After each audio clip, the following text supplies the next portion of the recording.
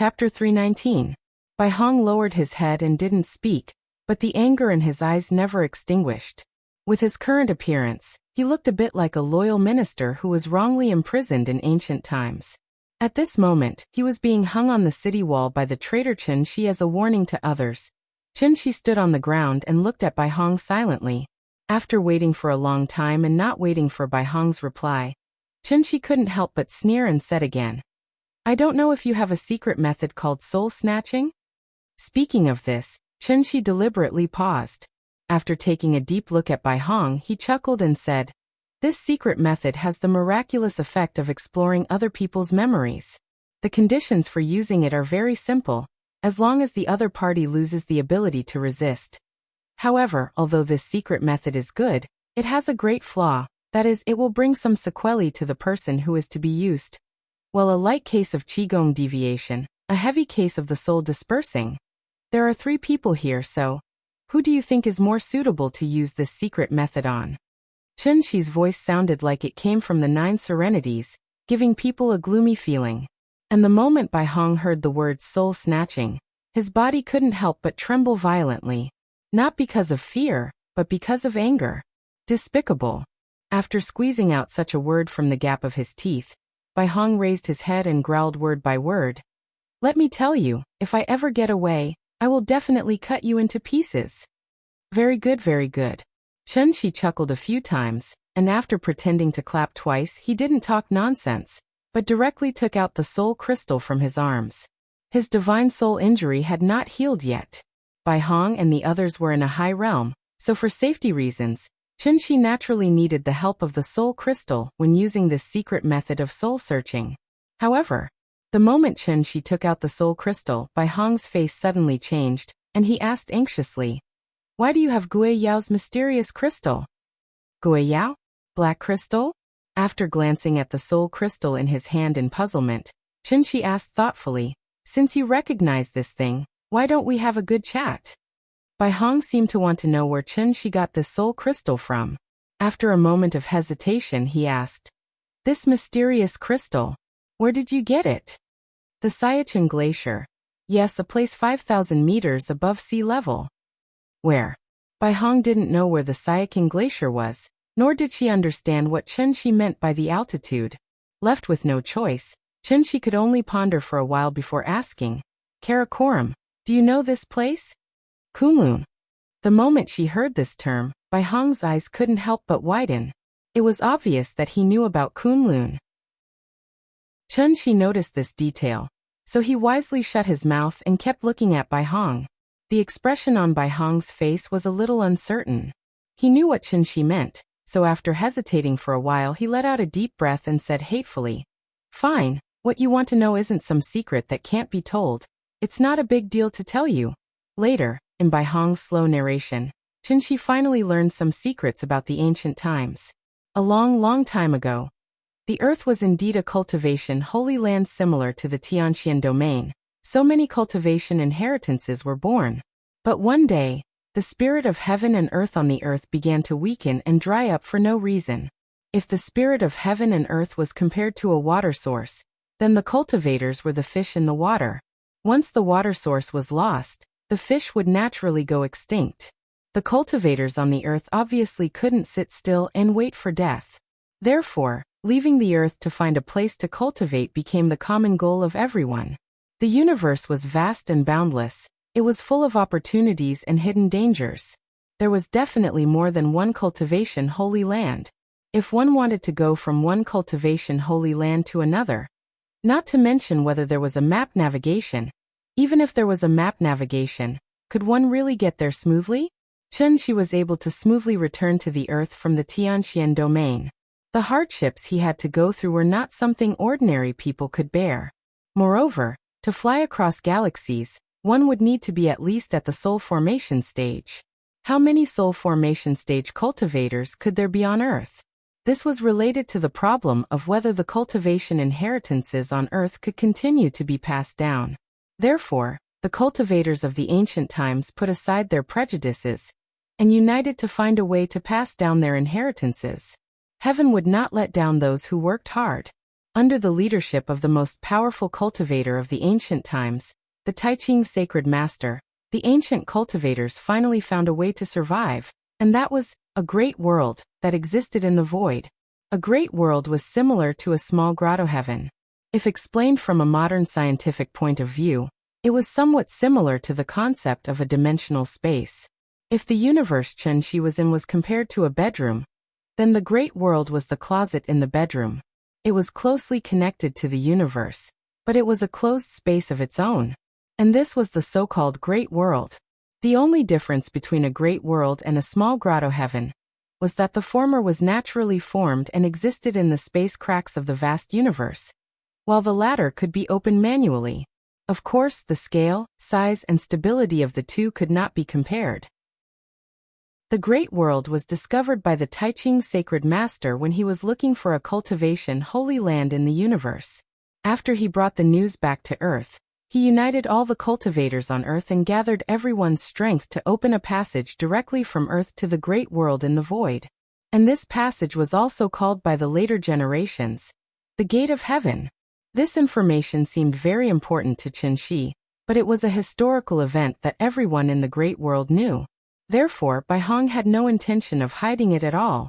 Soon, she told Chen-Shi about the origin of the Gate of Heaven. This was also the information that Chen-Shi wanted to know the most. Therefore, after Bai Hong finished speaking, she looked at Chen-Shi, ready to listen to him talk about the origin of the soul crystal. Without any discussion, the two of them reached a tacit agreement. This was a very good start. Therefore, Chen-Shi told Bai Hong about the origin of the soul crystal and the Temple of Time in detail. He deliberately spoke in detail, paying attention to the changes in Bai Hong's expression during the process. When Chen-Shi said that he had destroyed the soul of the Azure Dragon in the Great Hall, he keenly noticed that Bai Hong's pupils suddenly contracted. There was something fishy. Chen-Shi looked deeply at Bai Hong. After telling the story about the soul crystal, it was his turn to ask again. Chapter 320. What was the sundial? Chen-Shi raised his question, but Bai Hong did not answer immediately. He looked at the soul crystal in Chen-Shi's hand, and was silent for a long time before he answered slowly. Back then, after the Taiching sacred master led everyone to the great world, he left 5 sacred temples in the lower realm. One of them was the sundial. Although the great world was self-contained, it was still a spatial crack in the depths of the void. It was just that this crack was larger and more stable than an ordinary small grotto heaven. But it was a pity.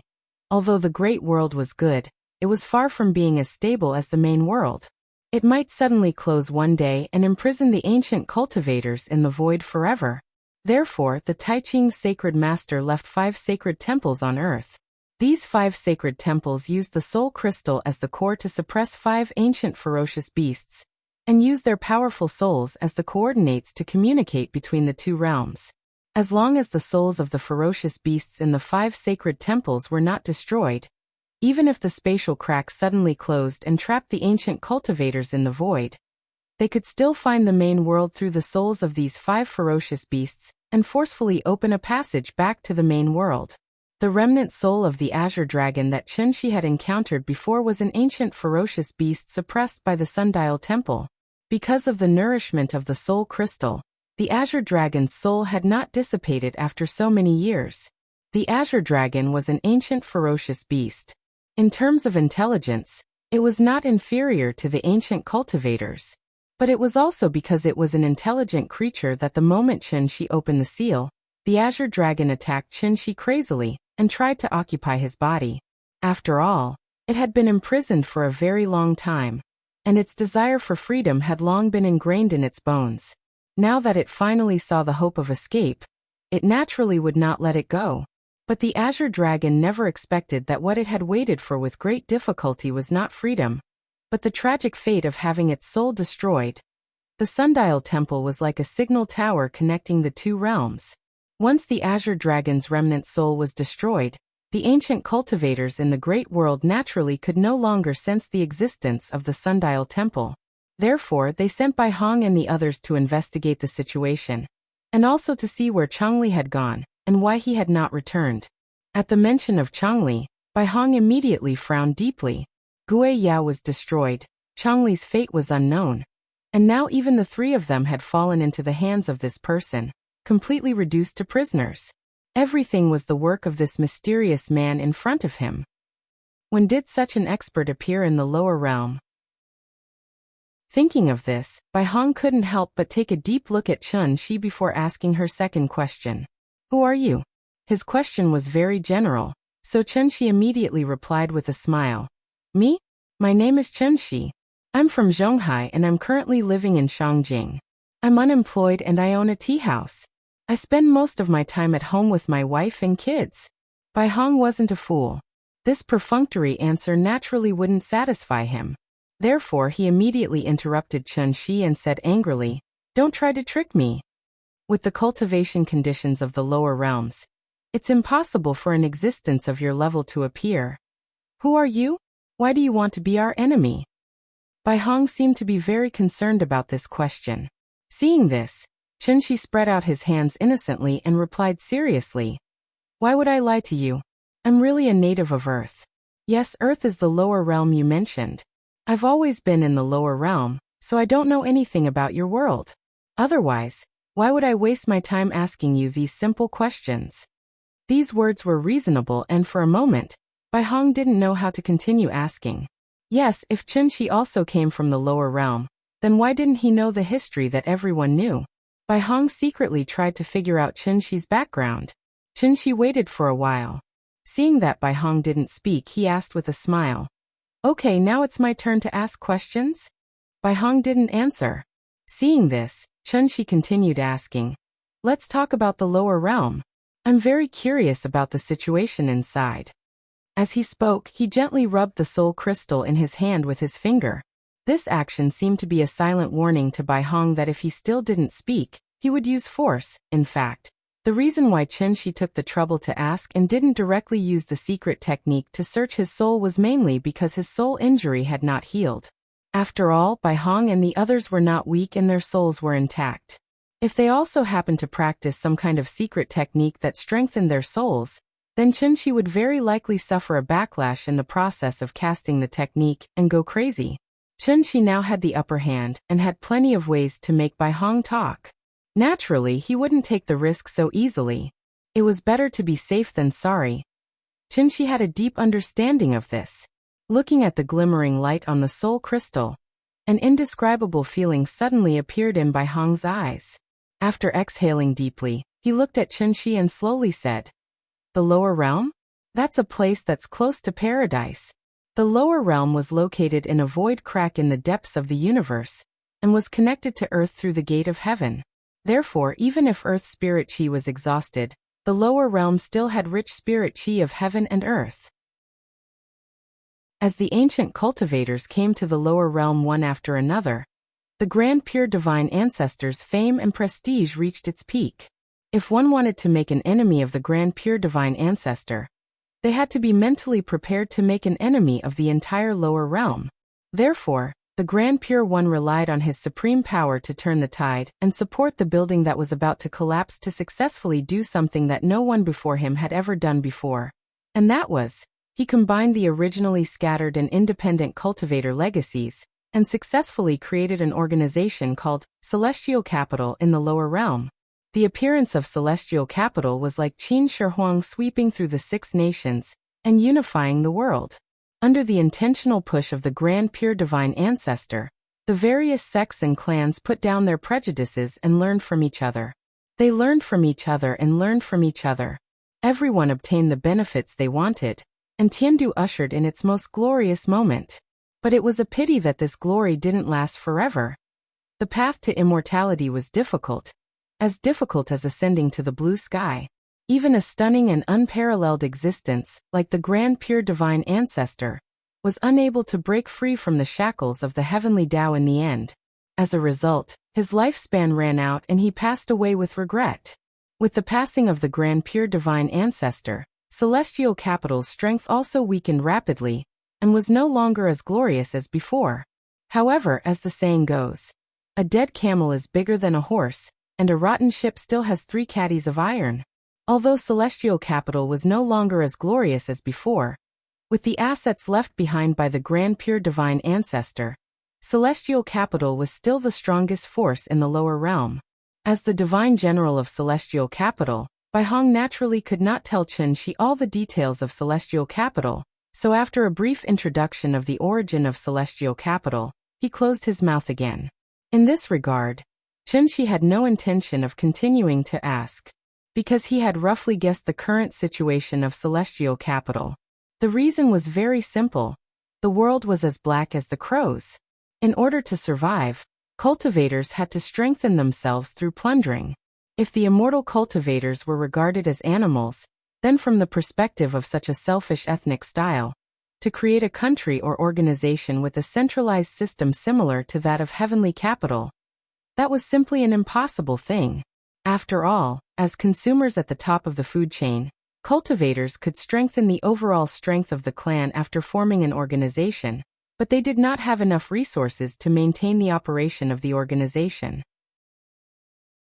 It was precisely because of this that cultivators had always established relationships with each other in the form of clans and sects, and could only huddle together in a small area for warmth. In the end, it was all because of those simple 8 words: natural selection, survival of the fittest. Chapter 321. The Great World. Tiandu. The Taiqing Sacred Leader. Although Bai Hong deliberately concealed a lot of important information, it didn't stop Chen Shi from making a reasonable analysis. Thus, when he connected all the information he already knew together, a clear picture suddenly appeared in his mind. First of all, he could confirm that Earth was originally a cultivation holy land similar to Tianxian. However, on a certain day a long time ago, Earth spirit qi suddenly declined. In order to survive, the ancient cultivators entered the Great World under the lead of the Taiqing Sacred Leader. The so-called Heavenly Gate was actually a passage connecting the 2 realms. The Taiqing Sacred Leader gathered everyone's strength to open the Heavenly Gate to the Great World. Then, he left 5 sacred temples on Earth to maintain the connection between the 2 realms. Although the ancient cultivators had left, they had left behind some incomplete inheritances on Earth. Thus, the ordinary people left on Earth evolved all kinds of cultivation methods based on these legacies, such as necromancers, martial artists, yin-yang masters, and so on. However, it was a pity that the cultivation environment on Earth was so bad, and because the legacies were incomplete, the celestial realm became the limit that the cultivators on Earth could reach. At this time, the group of celestials trapped on Earth naturally began to think of ways to continue to break through, just like their ancestors had done. Later on, they should have found a way to communicate with the Great World, so there were many legends about the Heavenly Gate in this world. Once the Heavenly Gate was opened, one could ascend. However, they didn't know that the opening of the Heavenly Gate was not controlled by the ancient cultivators. The Taiqing Sacred Leader gathered everyone's strength to forcibly open a passage to the Great World. Why would he open it again for 1 or 2 Celestial Realm juniors? The reason why the Heavenly Gate was so difficult to open was mainly because the spirit chi of the 2 realms was too different. Here was an example. If the Great World was a sealed pressure cooker, then the Heavenly Gate was the lid. Because the spirit chi in the Great World was much denser than on Earth, there was a strong pressure difference between the 2 sides of the Heavenly Gate. In the face of such a strong pressure, if one wanted to open the lid with violence, it would be equivalent to bearing the impact of the entire Great World spirit chi alone. In this situation, not to mention insightful emptiness, even an immortal emperor would find it difficult. Since it was impossible to open it by force, some ingenious methods were needed. A portion of the gas was discharged through the vent to reduce the pressure in the pressure cooker. When the pressure inside the cooker was about the same as the pressure outside, the lid could be opened easily. However, the Great World was not a pressure cooker, and there was no vent on the Divine Gate, so they could only use the second method. That was, by increasing the air pressure in the outside world, the air pressure between the 2 worlds would be the same. Then it would be easy to open the lid. It sounded simple, but in practice, it was exceptionally difficult.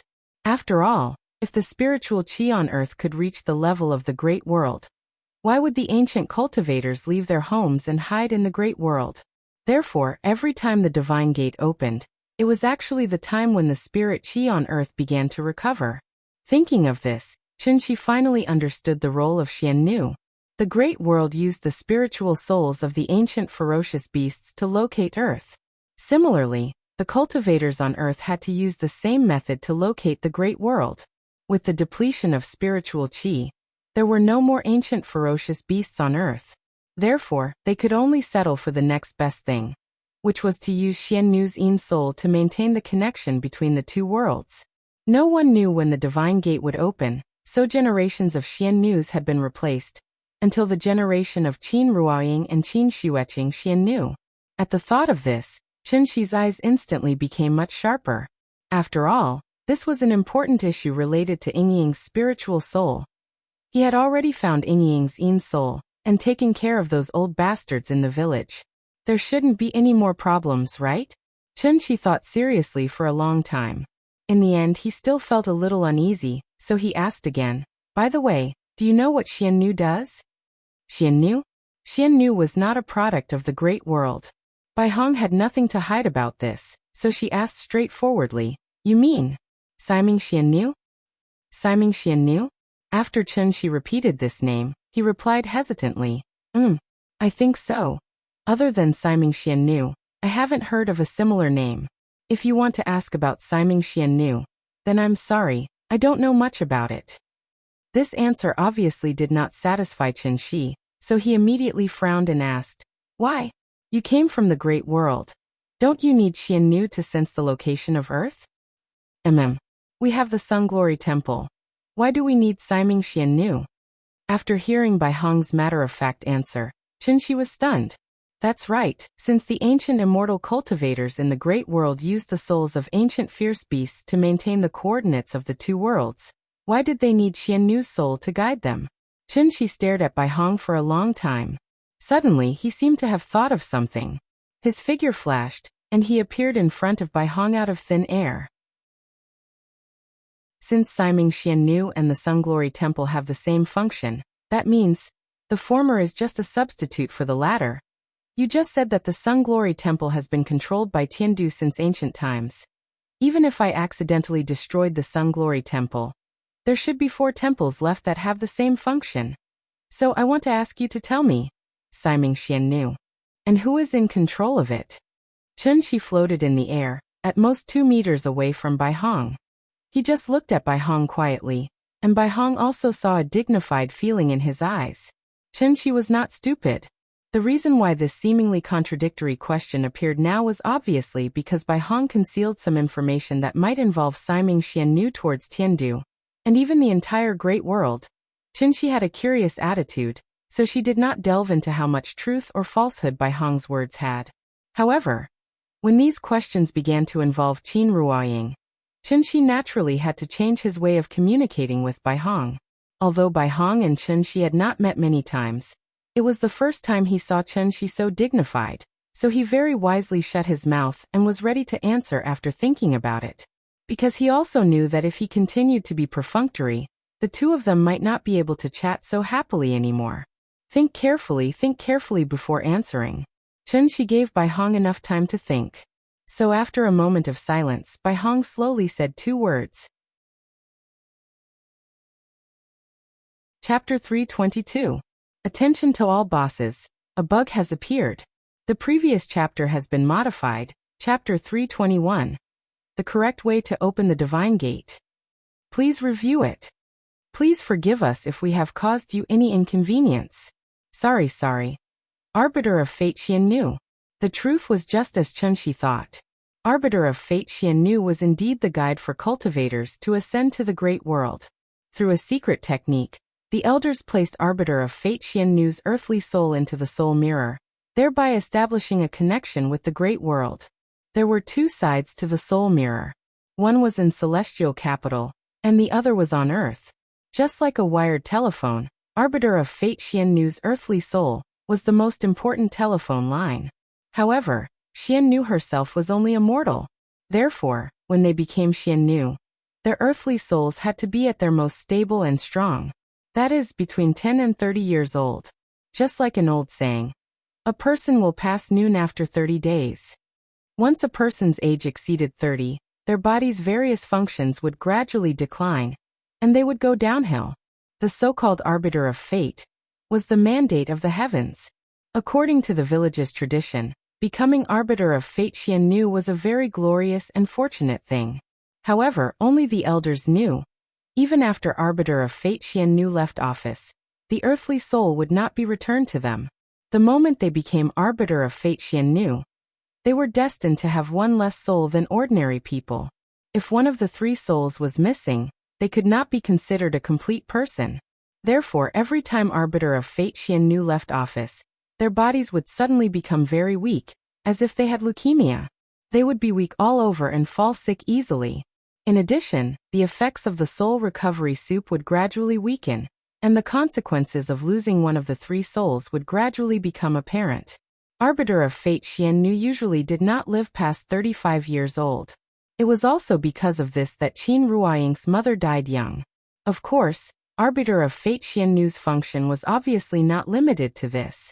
Through Bai Hong's explanation, Qinshi was surprised to learn that the arbiter of fate Xiannu had another use, and that was, cultivators in the great world could use the arbiter of fate Xiannu to check the condition of Earth's spiritual energy, and selectively open the heavenly gates.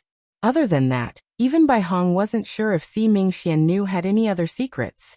As a result, after telling Qinshi everything he knew, he said calmly, "That's all I know. If you still don't believe me, you can search my soul." Bai Hong's temperament was originally cold and arrogant. Now that she had become Qinshi's prisoner and had unwillingly confessed some things under his interrogation, she naturally felt very uncomfortable in her heart. What's more, even if he told the truth, Qinshi still had a suspicious look on his face. Bai Hong was naturally unwilling to say anything more. It was merely a soul-searching. What did he have to fear? Seeing this, Qinshi didn't force her anymore. After seriously considering the truth of Bai Hong's words, Qinshi turned and flew back to the ground. It's getting late. Let's call it a day. After landing, Qinshi waved at Bai Hong without looking back, then walked straight out of the cave. Anyway, there were still many days ahead. He had plenty of time to slowly chat with Bai Hong. However, just as Qinshi was about to step into the pool, Bai Hong suddenly called out to him, "Wait." Her voice was very weak. However, Qinshi's ears were very sharp. He immediately stopped in his tracks and turned around to look at her. Is there anything else?" Qinshi waited for a while, but Bai Hong didn't say anything. For a moment, the deep cave was so quiet that not even the sound of breathing could be heard. After an unknown amount of time, Bai Hong's voice slowly rang out from the darkness. "If we calculate according to the time in the lower realm, the divine gate will open again in a month at most, including Changli, for divine generals of Tiandu have already fallen in your hands, so it's impossible to ignore it like before. If you let us go now, I can promise to let bygones be bygones and pretend that these things never happened. Otherwise, what you will face might be even more terrifying than you think." Hearing this, Qinshi's lips suddenly curved into a slight smile. However, he didn't say anything harsh. As if he was saying goodbye to an old friend of many years, he waved casually at Bai Hong and jumped directly into the pool. They were all adults. Didn't they know what was right and what was wrong? If they didn't have some skills, would Qinshi deal with them like this? Naive. It was getting late, so after Qinshi left the cave, he prepared to go to the Siachen Glacier to pick up Yingying from the Sundial Brilliance Temple. But when he traveled on the seabed for a while, and was about to fly to the shallow sea area, he suddenly sensed a faint fluctuation of spiritual energy around him.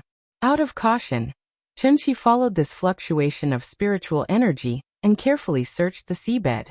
This was the deep sea where even the sun couldn't shine.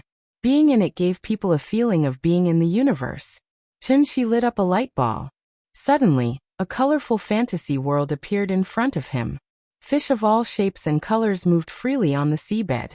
In addition to fish, there were all kinds of shellfish, starfish, corals, and seaweed dancing in the waves. Faced with this dreamlike underwater world, the first reaction in Qinshi's mind was, Nian should also like this place, right? Why not take advantage of her birthday and take her on a day trip under the sea? Qinshi seriously considered the feasibility of this idea. At the same time, he quickly came to the place where there was a fluctuation of spiritual energy. This was a seabed gully about 100 meters wide, like a natural moat in front of him. Seeing this, Chunxi didn't hesitate and went straight into the trench. The two sides of the trench were as steep as cliffs, so as soon as he entered the trench, it was as if he fell off a cliff. The trench was not deep, about 20 to 30 meters. The bottom of the trench was full of colorful coral reefs, and schools of fish were swimming back and forth around the coral. In addition, there were all kinds of strange crustaceans, such as shrimps and crabs. Chunxi didn't even know which species they belonged to. Chunxi simply patrolled around and didn't find anything strange. But that trace of spiritual energy didn't disappear from the beginning to the end.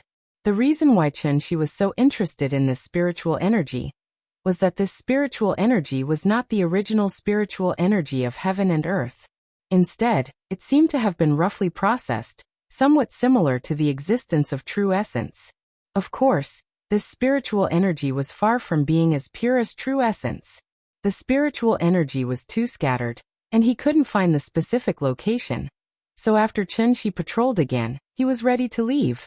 But just as he was about to leave, he inadvertently saw a fish hiding in the coral reefs.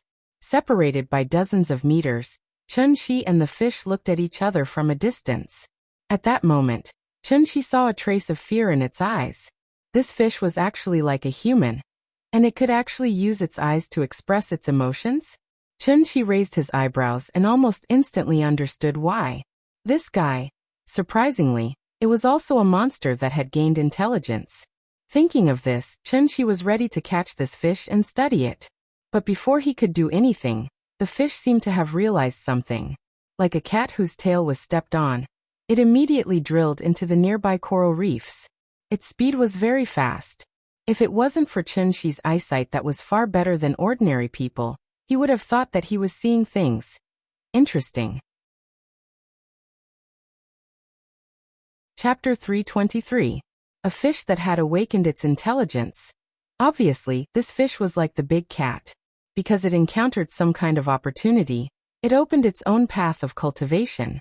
However, the big cat's original form was a leopard. Leopards were at the top of the food chain. Therefore, before they gained intelligence, the big cat's chances of survival were naturally much higher than the fish in front of him. It was just a small fish, not a shark or a whale. Could it overturn rivers and seas? Fish were like rabbits, weak and timid. Even the slightest movement could frighten them. Not to mention that this was a fish with intelligence comparable to that of a human.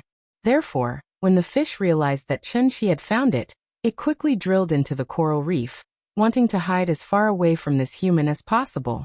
But regrettably, the person it encountered today was not those diving enthusiasts who wore swimsuits and carried oxygen tanks, but immortal cultivators who protected their bodies with vital energy. Even if they were in the water, they were like birds soaring in the sky. The coral reef in front of him was very lush. It was as difficult as looking for a needle in a haystack to find this living fish. But fortunately, Chunxi was no longer the same as before. After this period of recovery, his soul injury had recovered a little, and the range of his divine sense had naturally increased a lot. Therefore, Chunxi, with the help of the soul crystal, allowed his divine sense to cover more than half of the trench in an instant. Wherever his divine sense went, even if it was a drop in the ocean, Chunxi could see it all. Then Chunxi found the fish in the deepest part of the coral reef. At this time he finally saw the fish's appearance. This was a typical deep-sea fish, so its appearance was very different from river fish and shallow sea fish. Because it lived in the dark seabed all year round, the characteristics of deep-sea fish were usually a big mouth, big eyes, and a certain part of its body had a light-emitting device. Through the light-emitting device, they could emit light to lure prey, and at the same time, attract mates and reproduce. Most of the deep-sea fish had strange shapes, and Chunxi had not deliberately studied the species of deep-sea fish. But when he saw the fish's appearance clearly, the name of this fish appeared in his mind in an instant, and that was anglerfish. The name sounded complicated, but in fact it referred to the kind of fish with a lantern on its head. It was also because of the lantern on its head that this fish was often called the anglerfish. There were many species of anglerfish, most of which were very ugly and even a little scary. But the one in front of Chunshi was different. Perhaps it was because it was an immortal, so this anglerfish did not look ugly. Instead, it gave people a feeling of stupidity and cute. Looking at it carefully, it was a fish of the Asian anglerfish. Unlike an anglerfish's body it had a layer of golden scales on its body. Looked like the protagonist of the clownfish in Finding Nemo. Its body was as fat as a basketball, and it had a lantern on its head. Looking at its silly appearance and its timid little eyes, Chunshi made a decision in an instant. And that was to catch it and bring it back to Nian as a pet. As for fish, although it could not be held in the hand to play with at all times, it could be placed in the fish tank for viewing. Thinking of this, Chunshi smiled and flew over the coral reef where the fish was. This unlucky anglerfish hid timidly in the coral reef, and probably would never understand. Why was he so unlucky? In the courtyard, when the little girl was awakened by a burst of clatter-clatter noise, she lay by the window with a dull look in her eyes. In the courtyard, several workers were moving a huge fish tank to the steps of the west wing under Chunshi's command. "Mama, what are they doing?" After looking for a while, the little girl rubbed her eyes, and then obediently went to the bathroom under Qin Ruoying's lead. "Daddy bought you a fish, so we have to put a fish tank at home to raise fish," Qin Ruoying explained with a smile. But this little thing seemed to have misunderstood, so she pouted and muttered softly, "I don't like to eat fish, fish have bones." Hearing this, Qin Ruoying was a little dumbfounded. She pinched her little face and explained, "This fish is not for eating." "Not for eating? Then what is it for?" "For you to see." "I don't want to see. I don't like fish." Because fish had bones, she didn't like to eat fish, and then she didn't like this kind of animal. Seeing this, Qin Ruoying didn't say anything more to her. Anyway, she would be able to see the fish in a while. After the little girl finished her breakfast under Qin Ruoying's care, she carried the big cat and stepped out of the west wing door. When Chunshi saw her coming out, he shouted for her to come to his side. "Nian, come, Daddy bought you a new pet, do you like it?" As he said that, Chunshi carried her to the fish tank. This fish tank was 3 to 4 meters long, and placed on the steps of the west wing, it almost blocked the wall. However, when the little fellow saw the dull gray stones and the strangely shaped corals, it shook its head with a stupefied expression. It was obvious that her heart didn't waver. Seeing this, Chunshi immediately put his right hand on the panel on the side of the fish tank, and then said to her mysteriously, "Dang dang dang, it's time to witness a miracle." After saying that, Chunshi pressed the light switch of the fish tank. Because of the refraction of light, a fish tank without lights and a fish tank with lights on were simply two different things. Therefore, the moment the light was turned on, the little thing's eyes suddenly lit up. Corals, shells, and seaweed, these things that came from the sea, under the illumination of the lights, suddenly presented a dreamy beauty. "Oh, it's so beautiful." Seeing that the fish tank was so beautiful, the little girl suddenly cried out happily. The guests entered, but the protagonist didn't appear for a long time. Therefore, Chunshi patted the fish tank, and quietly released a stream of vital essence. At this time, the silly anteater was like a cat whose tail was stepped on, and suddenly came out of the coral cave. "Papa! Fish! Look! It has a lantern on its head." After seeing the silly anteater, the little girl was immediately attracted by the lantern on its head. She was already very excited, but the big cat in her arms was even more excited.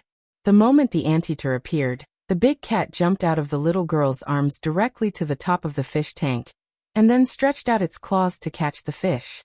What was happiness? Happiness was when cats ate fish, dogs ate meat, and Ultraman beat up small monsters. The big cat also noticed that the fish was not simple, so it wanted to weigh how much it weighed. However, at the moment it stretched out its claws, Chunshi grabbed its neck, and then brought it in front of him, and said to it word by word, "I'm warning you, don't touch it. If I find out that you ate it, tell me, do you like steamed or braised?" Hearing this, the big cat suddenly shook its head excitedly. Perhaps it was because it was too excited, its body was trembling slightly. Chapter 324. With the appearance of the fish tank, the huge courtyard finally had one more permanent resident. This anglerfish's head was very big, so when the little guy asked what it should be called, Chinchi decisively gave it a name. Big Head. It was especially vivid and vivid. At the same time, it sounded like it complemented the two words Big Cat. Big Head? Because her vocabulary was too small, after the little one whispered the name in her mouth, she said with a happy face, Big Head sounds good. This is Big Cat, this is Big Head. Fish, you'll be called Big Head from now on. Okay.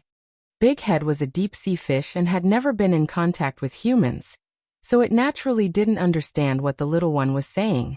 However, although it didn't understand what the little one was saying, the big cat next to it understood. So it immediately rolled its eyes in a very human-like way. It was obviously a cat, but its eyes revealed a very disdainful feeling.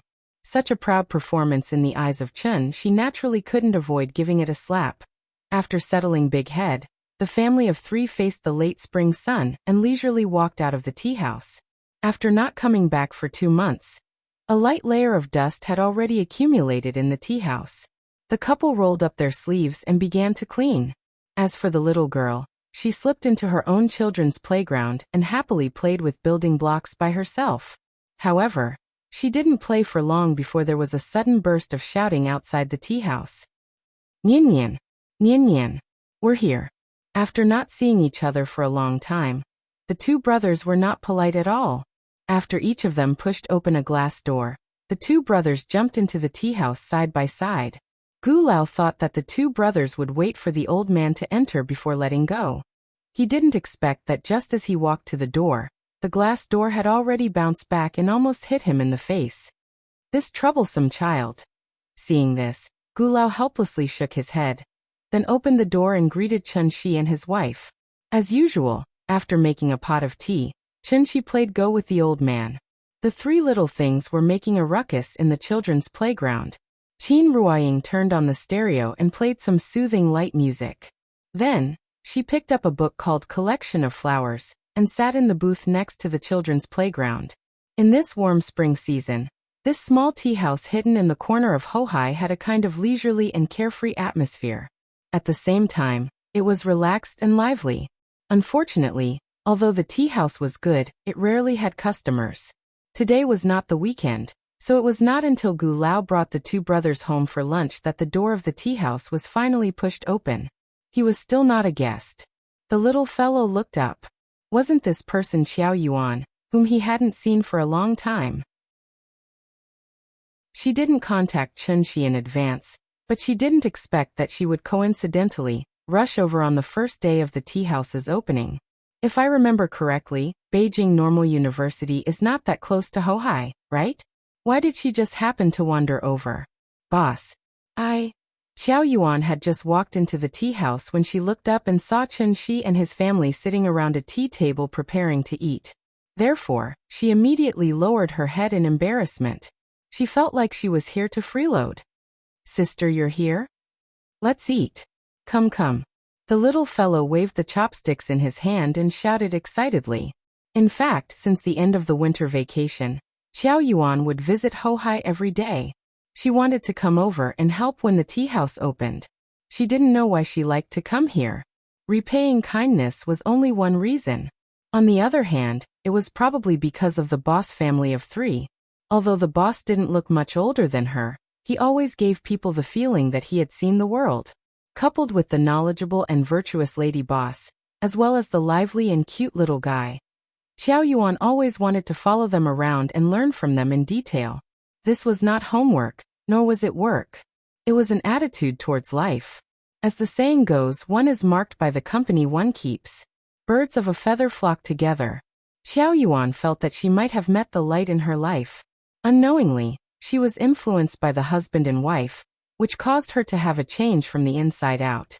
This change wasn't obvious, but hidden. Perhaps it would be many years later that she would truly realize what she had learned as a waitress here. Although the tea house didn't need to hire waiters, Chun Shi obviously couldn't just chase them away. Therefore, after Xiao Yuan repeatedly promised that she wouldn't fall behind in her homework, Chun Shi finally gave her the keys to the tea house. From now on, she would be the shopkeeper here. An ordinary and leisurely day passed just like that. Xiao Yuan took some time to go to school to get her suitcase. Then, she once again moved into the courtyard. As soon as she stepped through the drooping flower gate, she saw the huge fish tank and the big cat that was lying on top of the fish tank, and kept meowing into the tank.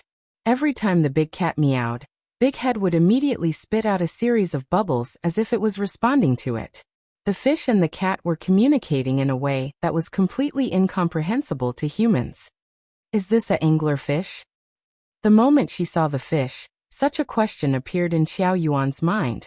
If she remembered correctly, the anglerfish should not have scales, right? This fish, what kind of fish was it? Why did it feel a little strange? Although Xiao Yuan felt that it was a little strange, she didn't ask much. She had already made up her mind to follow the boss in the future. She would see more, learn more, and do more. Although she was only a waitress in the tea house, when she held the keys to the tea house, a fighting spirit ignited in her heart for no reason. The peaceful and indifferent life kept repeating itself. Time flew by, and in the blink of an eye, it was summer. This morning, while the little girl was feeding the fish, Chunxi quietly came to her side, and then asked mysteriously, "Nian Nian, come, Daddy wants to ask you a question. Do you know what day it is tomorrow?" Hearing this, the little girl tilted her head and thought for a while. But after thinking for a long time, she still couldn't think of a reason, so she shook her head blankly. "Think again." Chunxi asked again. But the little girl shook her head again. Chunxi had no choice but to cough lightly and remind her. "Today is May 5th. Hearing this, the little girl still didn't seem to react, and the expression on her face looked very cute. Chunxi was silent. Then he suddenly raised both hands like a child, and shouted very exaggeratedly, "Today is your birthday. Are you happy?" Birthday? The little girl was obviously stunned, but then as if nothing had happened, she turned around and continued to throw minced meat into the fish tank. Big Head opened its bloody mouth. Every time it swallowed a piece of minced meat, it happily turned around in the water. And the big cat was lying on the side, and from time to time, it would poke its head out to snatch a piece of meat to eat. This behavior made Big Head so angry that it kept bubbling in its mouth. This scene made Chunxi stunned. Strange. Nian Nian's reaction was not right. But after thinking about it, Chunxi understood what was going on with the little girl. Chapter 325. Chunxi had discussed with Qin Ruoying for a long time about how to arrange Nian Nian's birthday. On her birthday, he would take her to fly in the sky, travel the 4 seas, look at the land of the divine land, and see all the beautiful scenery. Although the idea was quite tempting, after some consideration, Chunxi finally decided to let Nian Nian live a normal childhood. After all, this was not the Tianyuan world, and Nian Nian would have to go to school in the future. If he really let her come into contact with the world of immortal cultivators in advance, then when other children were talking about toys and cartoons, wouldn't Nian Nian be talking about how high and how deep the sea was? Let me tell you a secret. Actually, my papa is Superman. He is invulnerable and can fly. When he thought that Nian Nian might use such a proud tone to show off to her classmates in the future, Chunxi couldn't help but imagine their reactions. Ridicule was inevitable. Children nowadays were very precocious, and they already knew a lot of things when they were just a few years old. Many children thought that their father was Superman, but reality would always teach them a lesson. How could there be Superman in this world? So they would turn to ridicule those children who always thought that their father was Superman. If your father is so powerful, why don't you save the world? But the more they ridiculed her, the angrier Nian Nian would be. And then she would want to prove that she wasn't lying. After all, she knew that her father could really fly. Nian Nian wasn't lying, but who would believe such a thing that sounded like a fantasy story? Other people's fathers couldn't fly. Why could your father fly? From the moment she said that her father was Superman, Nian Nian was no longer sociable, so everyone only ridiculed her even more. She said that her father is Superman. Do you believe it? I don't believe it. She must be bragging. Mom said not to play with bragging children. We have to stay away from her. Bragging King Ba. Of course, Chunxi didn't want to see such a thing happen, so after much consideration, he decided to arrange an ordinary and happy birthday for Nian Nian. Even if he didn't take her to fly, Chunshi believed this day would be the best memory of Nian Nian's life. Therefore, after Chunshi comforted Nian Nian's inexplicable emotions, the family of three set off directly. They didn't bring the big cat, nor did they call the twins. Because all the activities today only him and Ying were needed. After Chunshi got into the taxi with Nian Nian in her arms, the little guy's mood was obviously relieved, so she nestled in his arms and asked softly, "Papa, where are we going?" As she spoke, she looked at Chunshi with her big, cute eyes. Needless to say, her small eyes were naturally filled with anticipation and desire. Papa and Mama were going to celebrate her birthday with her today. Since Chunshi wanted to give Nian Nian a birthday that a normal child should have, naturally, he had to plan carefully. After all, he wasn't the kind of parent who worked overtime all day and couldn't even spare time to celebrate a child's birthday. "I'll take you to a fun place. Papa promises that you'll have a good time today." "Really? Where is it?" Hearing this, Chunshi immediately smiled, and then said mysteriously, "It's a secret for now." He wanted to keep it a secret, but this little girl was impatient, so she kept shaking his arm and said coquettishly, "Papa, tell me. Tell me." Okay, I'll tell you." Chunshi couldn't persuade this little girl, so after gently pinching her little face, he explained with a smile, "Today, I'll take you to the big world to play." "The big world?" The little guy pouted his little mouth and muttered this noun, but a blank expression appeared on his face. Because in her little brain, there was no place called the big world. Of course, the big world that Chunshi was talking about was not the big world hidden behind the Divine Gate, but the Children's Paradise world. This was a large outdoor expansion park that covered an area of 150 acres in the western suburbs of Shangjing. Although it was not as big as Disneyland in Zhonghai, it had its own characteristics and could be regarded as a holy place in the minds of children. The theme of the park was forest. So as soon as the little girl came to the gate of the park, she cried out, "Papa, there are so many trees here." It was the end of spring and the summer solstice. The park was full of towering trees with luxuriant foliage, and the lush leaves were natural umbrellas. Walking on the stone path under the shade of the trees, and looking at the green grass under the feet would inadvertently give people a very comfortable feeling. The slogan of the park was, "Let children return to the forest and experience the best natural scenery." Since it was a children's paradise, naturally, a series of outdoor entertainment facilities were the most popular among children. But unlike other children's paradises, most of the children's facilities here were closely integrated with the forest. For example, the climbing net that was commonly seen in children's paradises was attached to several towering trees.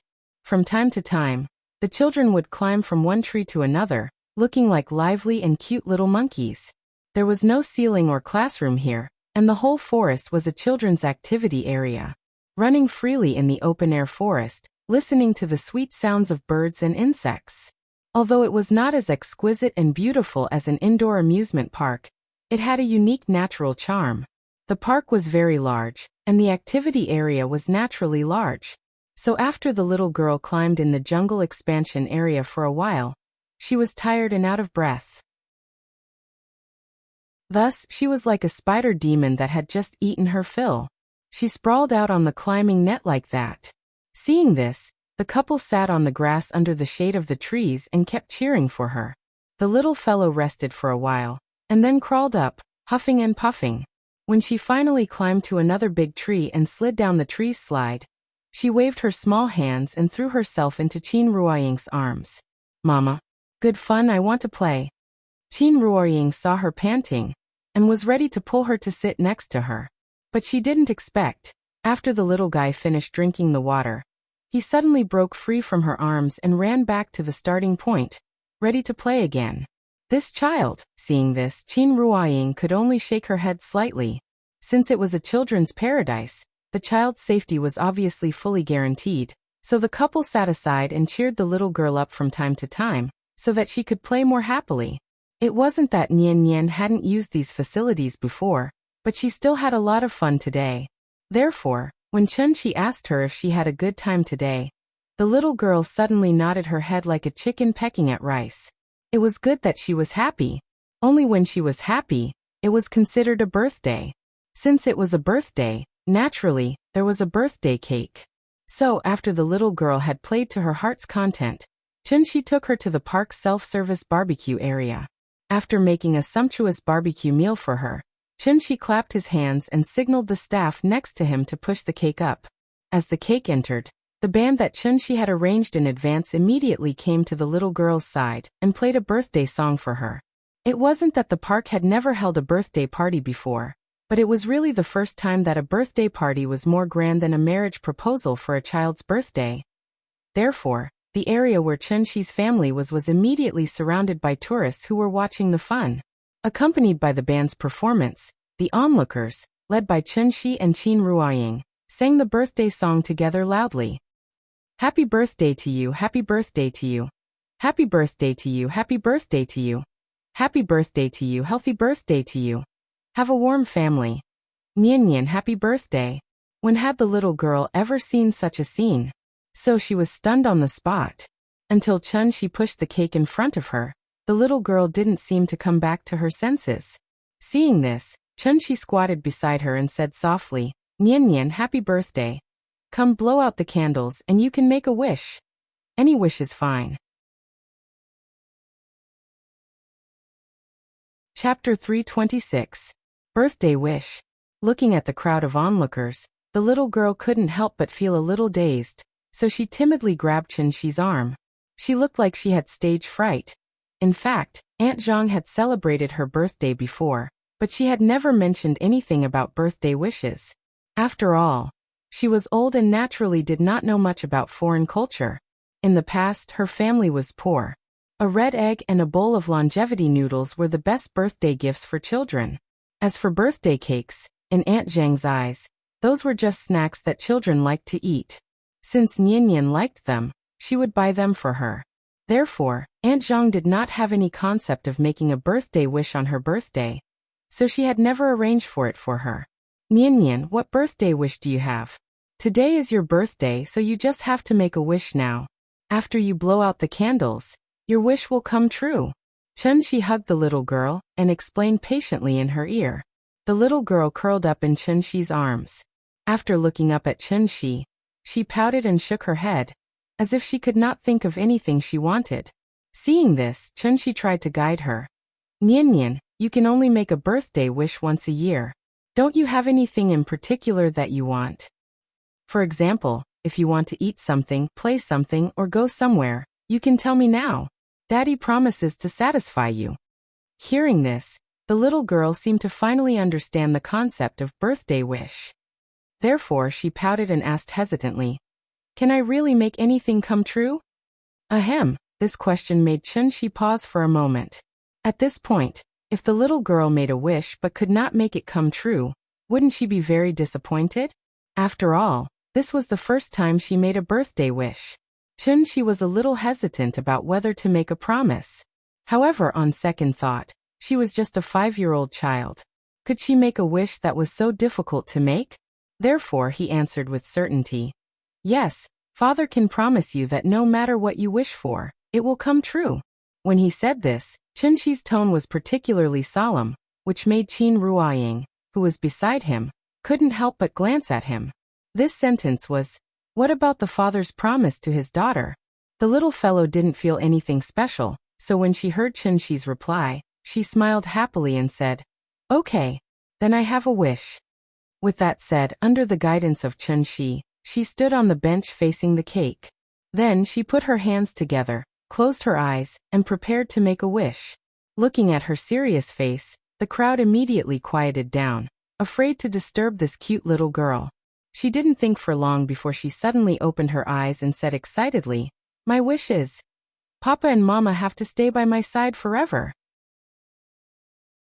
After that, the little thing puffed up its little mouth and tried its best to blow out all 5 candles on the cake. A child's mind was not so complicated. She said what she thought. However, it was such a simple and somewhat unrealistic wish that directly displayed the thoughts in the depths of her heart. Chunshi held the little fellow in his arms and didn't speak immediately, but the crowd around them burst into laughter.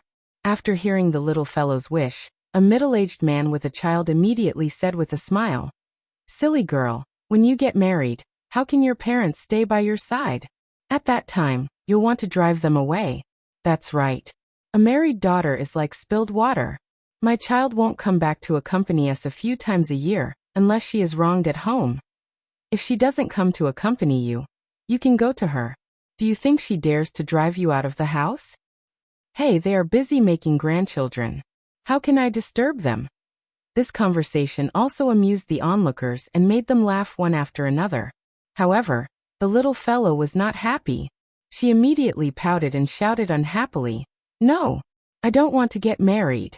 I want to be with Papa and Mama, forever and ever." After saying that, she even made a face with an unconvinced expression, which immediately made everyone laugh out loud. Oh, your child is so cute. If my child is so cute, I will consider not letting her marry in the future. Don't, you have to ask the child if she is willing to do this first. Otherwise, it will be too late for you to regret it if they elope. Don't jinx it. The crowd of onlookers kept talking, and the atmosphere was very lively. Seeing this, the little fellow pulled Qin Ruoying's hand, pointed to the cake on the table and shouted, "Mama, I want to eat cake." Silly child. Hearing this, Qin Ruoying rubbed her head with a smile. You are a child, but you don't know that your parents have already taken it seriously. The couple looked at each other silently. After that, Chunshi gently pecked the little fellow's face, then stood up and asked the crowd to eat the cake with Qin Ruoying. Good things naturally had to be shared. There were a lot of people, so the birthday girl was only given a small piece of such a big cake. Although there wasn't much cake, when she saw that everyone was holding her birthday cake, her little face bloomed with joy. So many people were celebrating her birthday with her. She was so happy. After eating the cake, the crowd of onlookers left their blessings and dispersed. The reason why the couple chose to bring the little fellow here for her birthday today was mainly because there was a parent-child camping area in the park. Therefore, when Chunshi opened the rented tent by the lake, the little fellow immediately got in excitedly, and then excitedly turned over and over on the mat. Papa, come in. Mama, come in, come in. At this moment, it was already evening, and the sky was red. The family of three lay in the tent, quietly looking up at the sunset.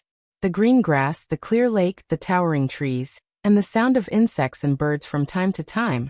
At this moment, the family of three was particularly peaceful.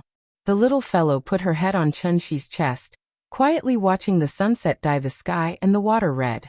Perhaps she also realized that the wish she had just made was not reliable, so she could not help muttering, "Papa, Mama." What's wrong? Don't leave me again, okay? I don't want to be a wild child. Hearing this, Chunshi suddenly felt a surge of warmth in his heart. Even with his age and experience, he could not control the sudden burst of emotion for a while. Therefore, Chunshi immediately hugged the little fellow with one hand and Qin Ruoying with the other, and replied very solemnly, "Okay." This warm atmosphere seemed to have infected Qin Ruoying, so she followed the little fellow and leaned her head on Chunshi's chest. Then the mother and daughter leaned on Chunshi's chest like this, blinking their eyes and looking at each other. "Nian, come on, Dad will teach you a song? Is it Little Star?" No, I'll teach you a new song today." "Okay. Then listen carefully, I'll sing it once first." After that, Chunshi began to hum softly. This song was very simple, and the melody was not very complicated, so after listening to it twice, the little fellow could hum along with Chunshi. Chunshi's low voice, coupled with Qin Ruoying's quiet and gentle voice, plus the little fellow's clear and melodious childish voice. This song, Insects Fly, which always gave people a feeling of sadness, was unexpectedly sung by this family of three with a happy and cheerful taste. The dark sky hung low, followed by the bright stars. Insects fly, who are you thinking of? The stars in the sky shed tears, the roses on the ground withered. The cold wind blows, as long as you're with me. Insects fly, flowers sleep, pairs after pairs are beautiful. I'm not afraid of darkness, I'm only afraid of heartbreak. Chapter 327. It was a very ordinary birthday, but it was destined to be the most precious memory in the little girl's life. There was a gentle breeze by the lakeside, a lush green meadow, and a lush forest. The family of three lay lazily in the tent and fell asleep under the accompaniment of the starlight. It wasn't until the sun rose again that the little girl opened her eyes in a daze under the sunlight. The important birthday passed just like that, but her interest didn't seem to have waned at all. So, as soon as she got up, the little girl squatted by the lake and happily played with the lake water. Seeing this, Chunshi took her to breathe the first breath of fresh morning air, while doing exercises by the lake. Nian Nian, Daddy will teach you how to do morning exercises, right? Okay. Good girl. Then come over and stand behind me. I'll do one, you do another. 1 2 3 4 2 2 3 4. Very good. Next is body rotation exercise, walk. Chunshi acted as a physical education teacher, standing by the lake and shouting slogans while doing standard movements. The little girl followed behind Chunshi's butt, doing her best to twist her butt and shake her hands. That silly look looked very cute. As Chunshi's magical slogan continued to ring out, many parents seemed to be infected by him. So they brought their children behind them and started to do the radio calisthenics with the father and daughter pair. After finishing their morning exercises and eating breakfast, the family of three finally got on the car to return home. On the way back, Chunshi played the role of a language teacher and gave the little girl an essay question. The question was, the most unforgettable day. The little girl was very interested in this question that was obviously out of the syllabus. So, Chunshi told the little guy about the 6 essentials of writing, and under his patient guidance, the little guy was able to draw inferences about other things from one example, and successfully wrote the first essay of his life. The only regret was Nian Nian still didn't know how to write, so there was no way to write this essay on paper. However, Chunshi believed that when Nian Nian attended language classes in the future, this piece of the most unforgettable day would definitely become a model for her teacher's lectures. Under their tutelage, Nian Nian would definitely become an excellent Chinese class representative in the future. In this regard, Chunshi was full of confidence. It was a sunny afternoon in Hohai, a quiet and cozy little tea house. The leisurely days passed by slowly. Until this day, May 20th. Only half a month had passed since Nian Nian's birthday. Logically speaking, with the dry summer weather, there should be very little fog in the morning. But today he didn't know why.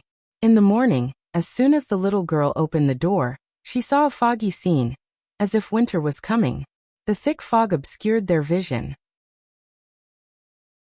The little fellow stood outside the door of the west wing. When she raised her head, she couldn't even see the door of the east wing clearly. The visibility was at most 5 meters. Standing in the courtyard and looking at the sky, the thick fog even covered the brilliant morning sun. The fog cast a mysterious veil over the familiar things around him. Standing in the courtyard and looking at the sky, the thick fog even covered the brilliant morning sun. The whole sky was gloomy. In this regard, the little fellow was particularly excited. She actually played hide and seek with the big cat in the fog. The big cat circled around the courtyard and the little fellow chased after it. Because she ran too fast, when she realized that there was someone in front of her, it was too late to stop. Thus, the little fellow fell into the arms of that person. Nian Nian, run slower. Be careful not to fall.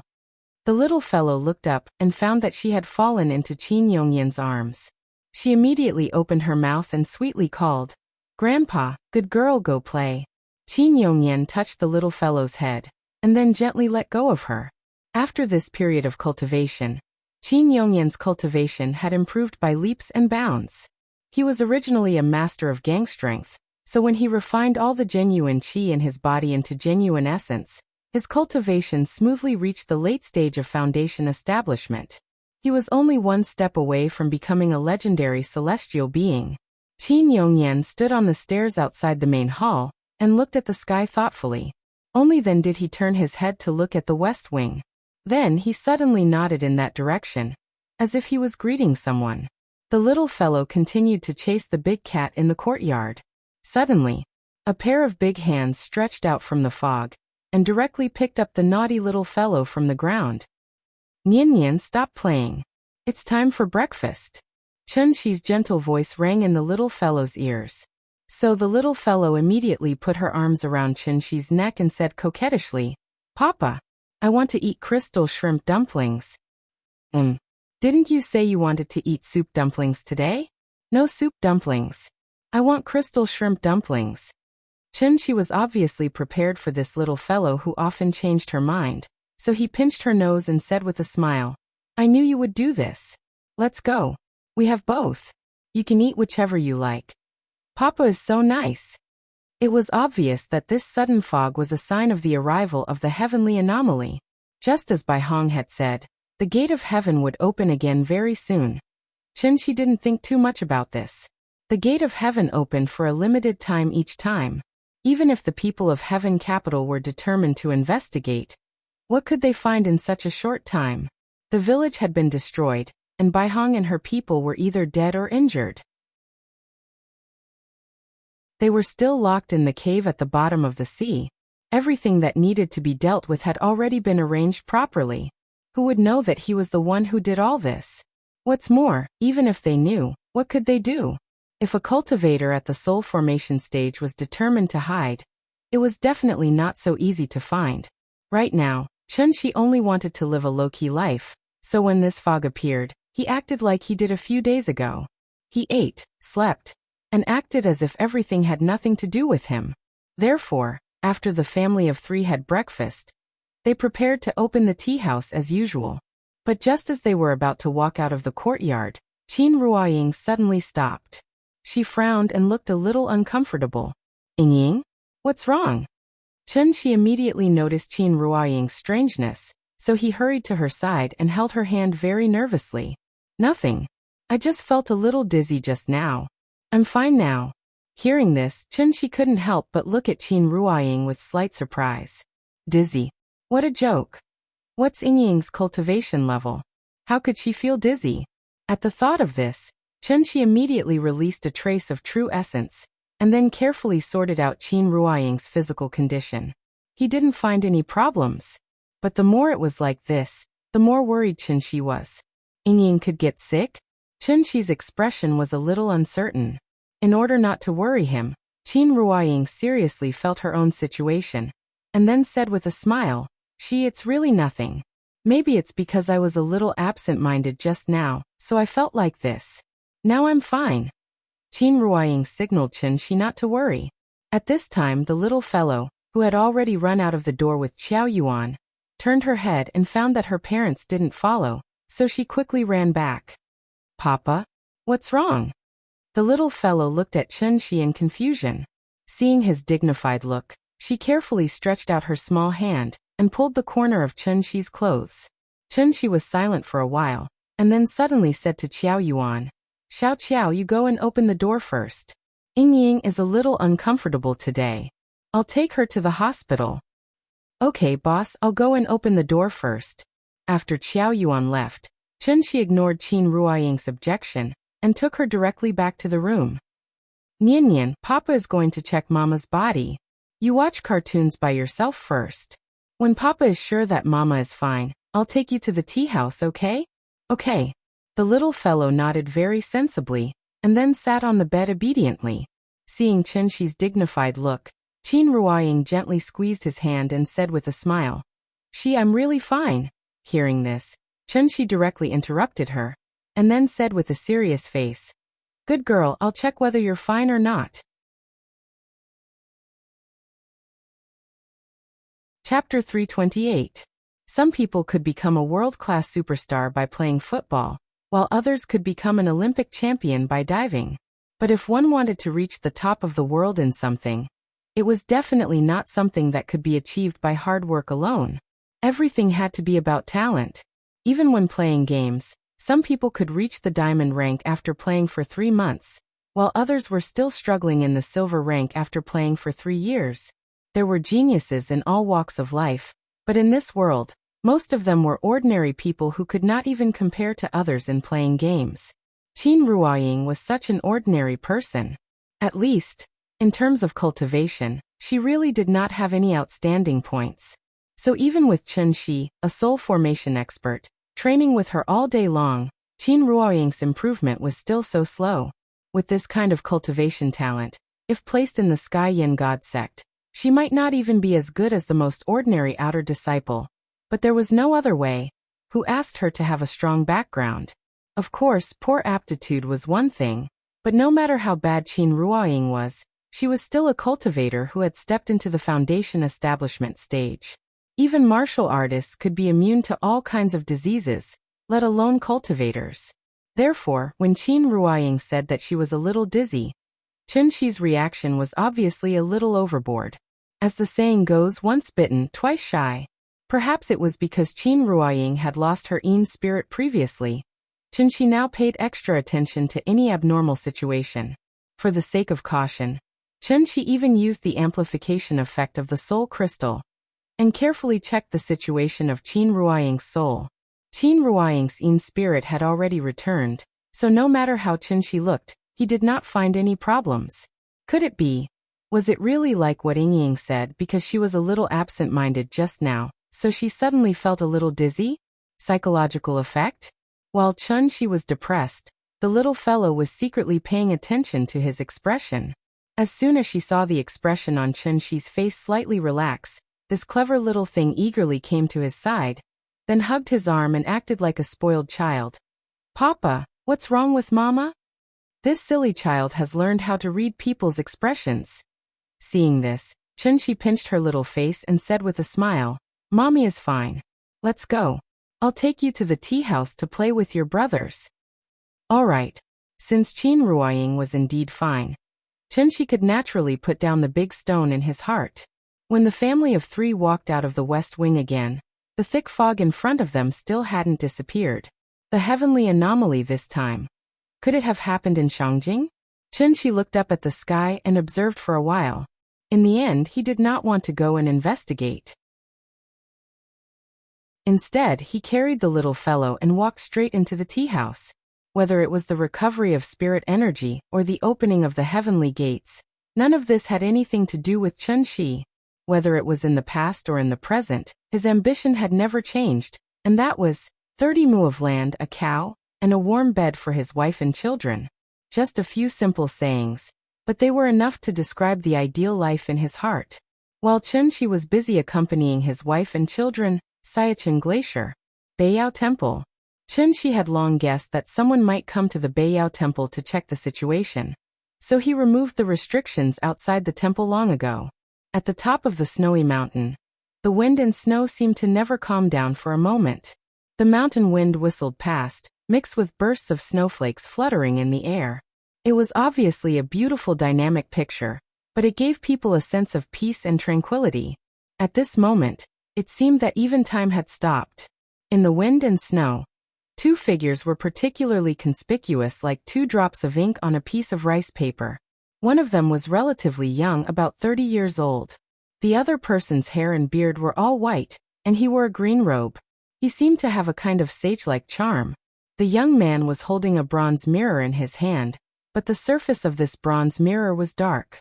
But there was something strange about it. There was a metallic luster flowing on the surface of the black mirror. From afar, this bronze mirror looked like a black hole, with a mysterious and wonderful beauty. "Master, if the records of the divination pavilion are not wrong, the Beiyao Temple should be here." The young man looked around, but under the wind and snow, what could he see except for the white snow? The snow had already drowned everything. The old man frowned and cast his gaze on a snowy area. Immediately after, he gently waved his sleeve, and an invisible force suddenly burst out. Like a stone smashing into water, the accumulated snow on the snowy ground immediately exploded and scattered in all directions, turning into snowflakes that fluttered in the air.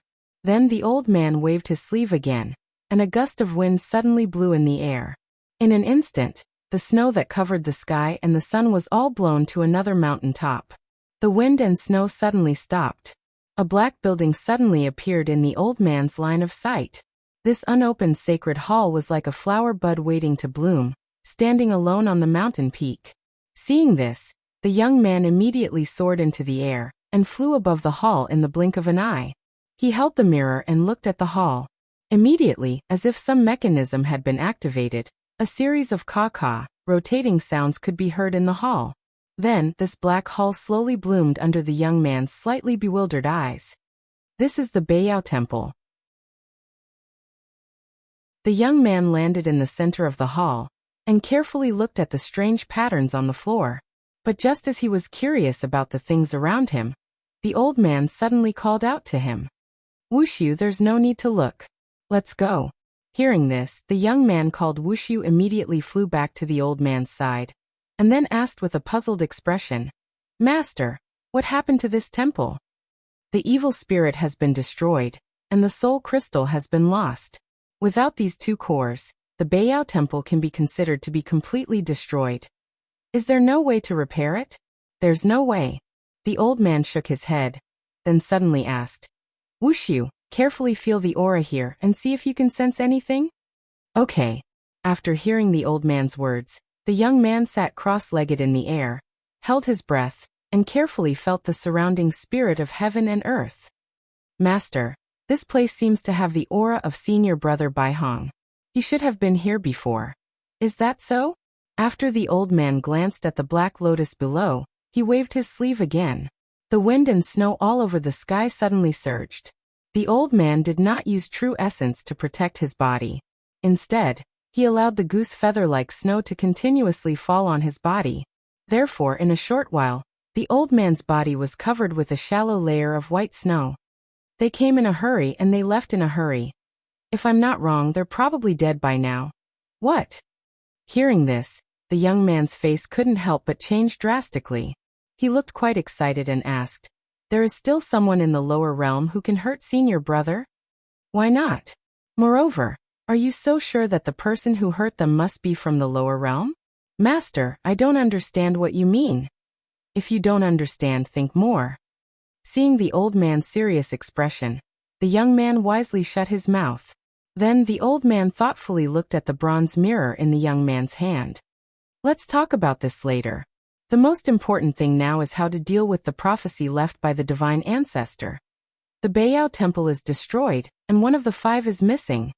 Perhaps the divine ancestor expected this to happen back then, so he left the soul mirror behind. Let's go to the All Saints Valley first. I hope nothing happened to the inheritance of Si Ming Xian Nu.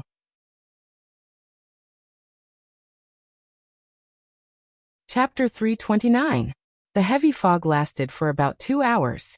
Because such a heavy fog was so rare, CCTV even made a special report to analyze the reasons for the heavy fog in summer from all aspects. Chen Shi and Gu Lao were drinking tea while listening to the experts on TV blabber on and on. Experts analyzed many possibilities, but the final conclusion was still related to global warming, the greenhouse effect, and such terms that people were already familiar with.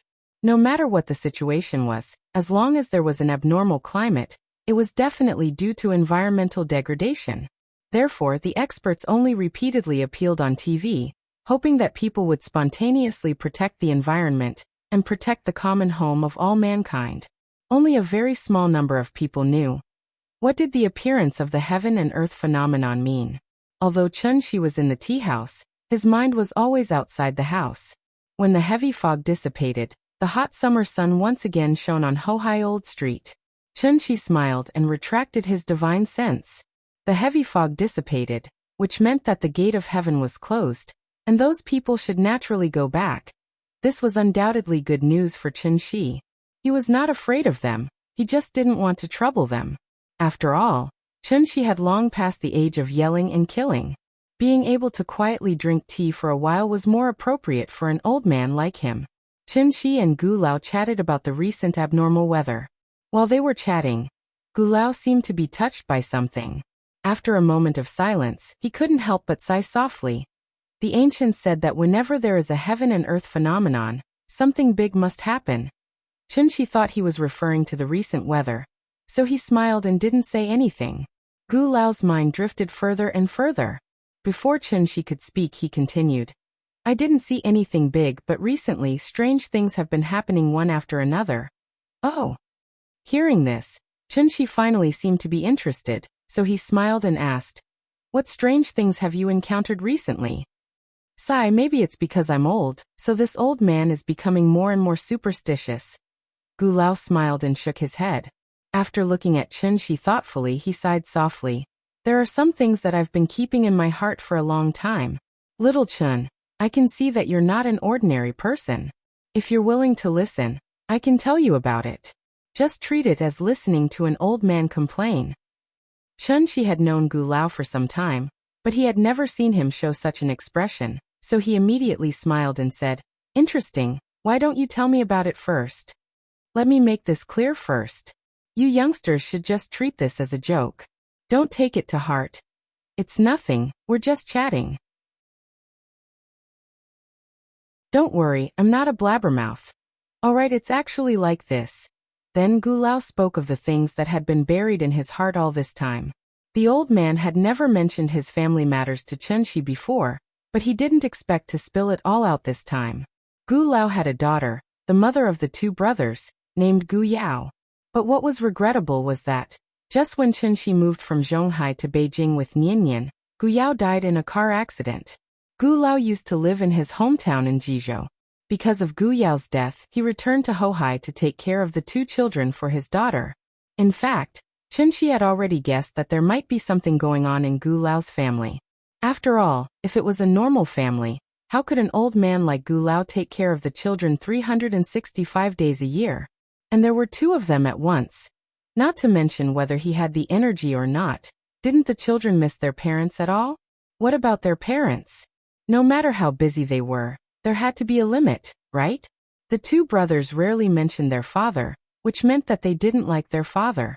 The children were still young, so Gu Lao could only lie to the two children that their mother had something to do abroad and would only come back once in a while. This excuse was just like how Auntie Zhang used to lie to Niannian. But here was the strange thing. The reason why these two silly children didn't clamor for their mother was that Gu Yao often came back to see them. Moreover, the frequency of her coming back was obviously much higher than before. I buried Yao Yao with my own hands, in the back of the mountain in my hometown. One day after dinner, I was watching TV in the room, and the two of them suddenly ran to me and told me that their mother was back. You don't know.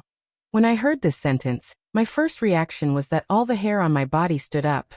Yao Yao is my daughter and their mother, so I believe that even if she became a ghost, she would never hurt me and the children. But you also know. There is a difference between humans and ghosts. How can humans stay with ghosts? So since that happened, I took the children out every day until it was dark, because I was afraid that if they stayed with Yao Yao for too long, they would be infected with yin energy. After hearing Gu Lao's strange words, Chunshi didn't know whether to laugh or cry. In the end, she couldn't help but interrupt him and ask, "Are you so sure that the child's mother has become a ghost? How can there be ghosts in this world? Have you seen one?" "Although I can't see it, the two of them can." Speaking of this, Gu Lao turned to the direction of the children's park and asked loudly, When was the last time your mother came back?" The older brother was busy playing marbles with the little guy, so the one who answered was the younger brother. "Yesterday. Mom just came back yesterday." After that, the younger brother immediately lay back on the cushion, because it was his turn to play. The three children played happily in the children's park, but Gu Lao could only shake his head and sigh. In this regard, Chunshi didn't know what to say. Ghosts. It's just a lingering spirit after death. From the perspective of immortal cultivators, the spirit was just a kind of pure and weak energy body. It couldn't even be called a life. Everything has a spirit. Not only human beings will leave behind a spirit after death. If it's a spirit left behind by a living creature, it will retain some memories of its life, but it won't be more than 7 days. It's also because the spirit is pure enough that it's easier for the spirit to come into contact with the origin of all things. Heaven and earth spiritual qi. Take a human as an example. If soon after a person's death, the spirit happens to float to a place with rich heaven and earth spiritual qi, then it's very likely that it will merge with the heaven and earth spiritual qi and exist in the world as a more powerful energy body. The spirit isn't scary, because they were just weak mortals, animals or even plants when they were alive. A little bit of heaven and earth spiritual qi only provided them with a chance to continue to exist in the world. When the heaven and earth spiritual qi is exhausted, it's the time when they really disappear. This is the fundamental reason why there are so many ghost legends. But now the strange thing is, Gu Yao has been dead for more than half a year, but her spirit hasn't disappeared, and this.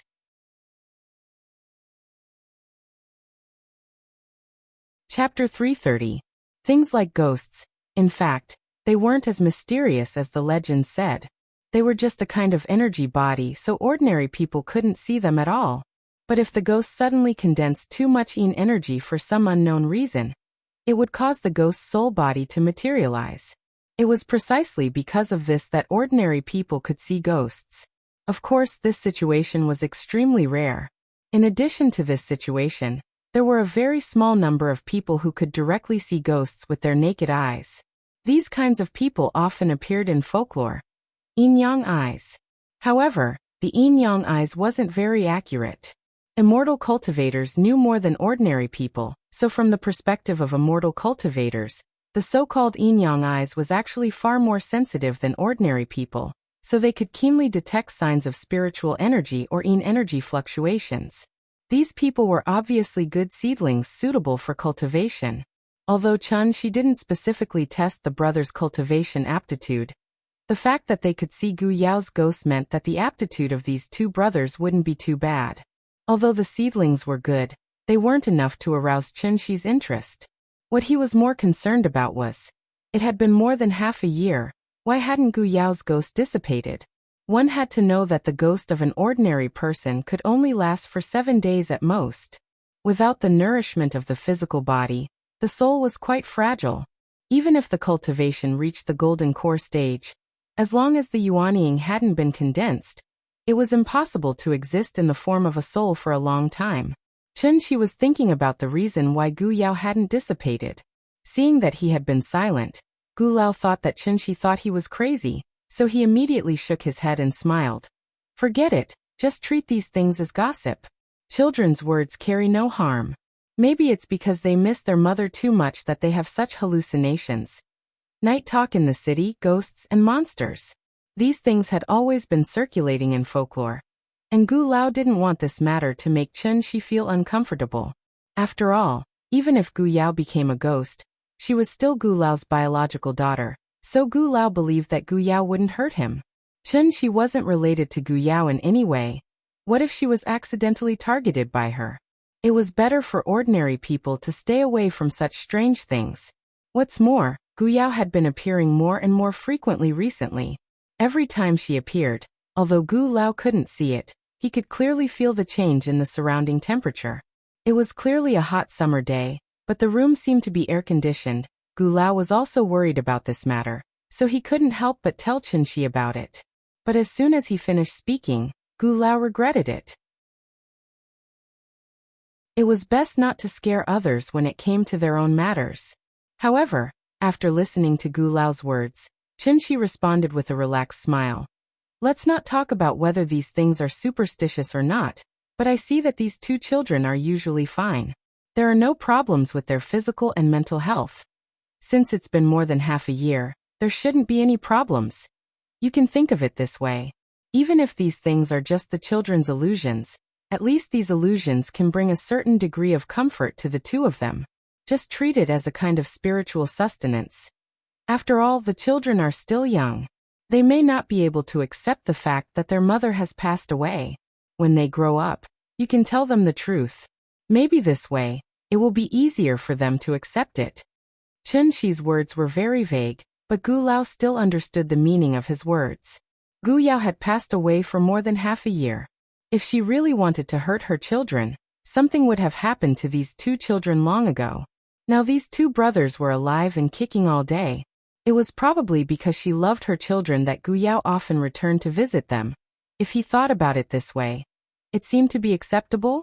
Thinking of this, Gu Lao couldn't help but look at Shi with a little surprise and asked doubtfully, "Aren't you afraid?" "And afraid of what?" "This kind of bad luck. If I go back to my hometown and tell them, the people in the village will probably drive us out on the spot. The three of us won't be allowed to go back in this life. If you believe it, then it's true. If you don't believe it, then it's not true. I'm a good person, but I don't believe in evil, so this kind of thing will absolutely not scare me." Hearing this, Gu Lao's mood suddenly became much better. After taking a sip of the teacup, a smile finally appeared on his face and he said, "That's good. I was worried that I would scare you. I won't have such good tea to drink in the future. You can rest assured. I'm one of the 5 good young men of the new era. I have Mao Gai, Maja, and Dingluan to protect me.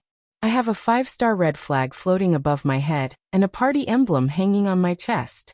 I guarantee that all evil will be repelled and nothing will be able to invade me. Okay, let's see what you can do. After hearing Qinshi's words, Gulao couldn't help but laugh out loud. So he immediately changed the topic and asked with a smile, "Since you are so good, why don't you come to my place for a meal later?" In fact, Gulao didn't really want to invite Qinshi home for a meal. He just wanted to use this opportunity to take down his prestige. After all, the two were considered friends despite the difference in age, so they often made some harmless jokes. But what Gulao didn't expect was, Qinshi didn't seem to have used his brain to think. After hearing Gulao's words, he didn't back down. Instead, he immediately nodded and hurriedly responded, "Okay, I've always wanted to try your cooking. This time, I finally got the opportunity." Old Gu was stunned by Old Gu's eagerness. Gulao was stunned for a while, then he shook his head violently, and then said with a complicated expression, "Forget it, I'm just joking with you. In the future, there will be plenty of opportunities in the future. Don't, I'm not afraid, what are you afraid of? It's just a meal, it won't get in the way." No, I really can't, it's not safe." "What's not safe? It's broad daylight, you're still afraid of ghosts? How about this, I'll accompany you back to cook now. After it's done, I'll bring it here to eat. Is that okay? Hey, I say, what's wrong with you? Why don't you listen to my advice?" "Because I'm a party member." Hearing Qinshi's answer, Gulao almost choked to death. The two of them struggled for a long time over the matter of freeloading. In the end, Gulao couldn't persuade Qinshi, so he had to look at the time helplessly. It was now 3:30 in the afternoon. In fact, what Qinshi said also made sense. There shouldn't be any problems in broad daylight, so after hesitating for a while, Gulao reluctantly agreed to Qinshi's proposal. So Qinshi immediately said goodbye to Qin Ruoying, then pulled Gulao out. Gulao's home was also near Hohai. It was less than 500 meters away from the tea house, but it had to circle around Hohai. On the way back, Gulao was still struggling whether to take him home.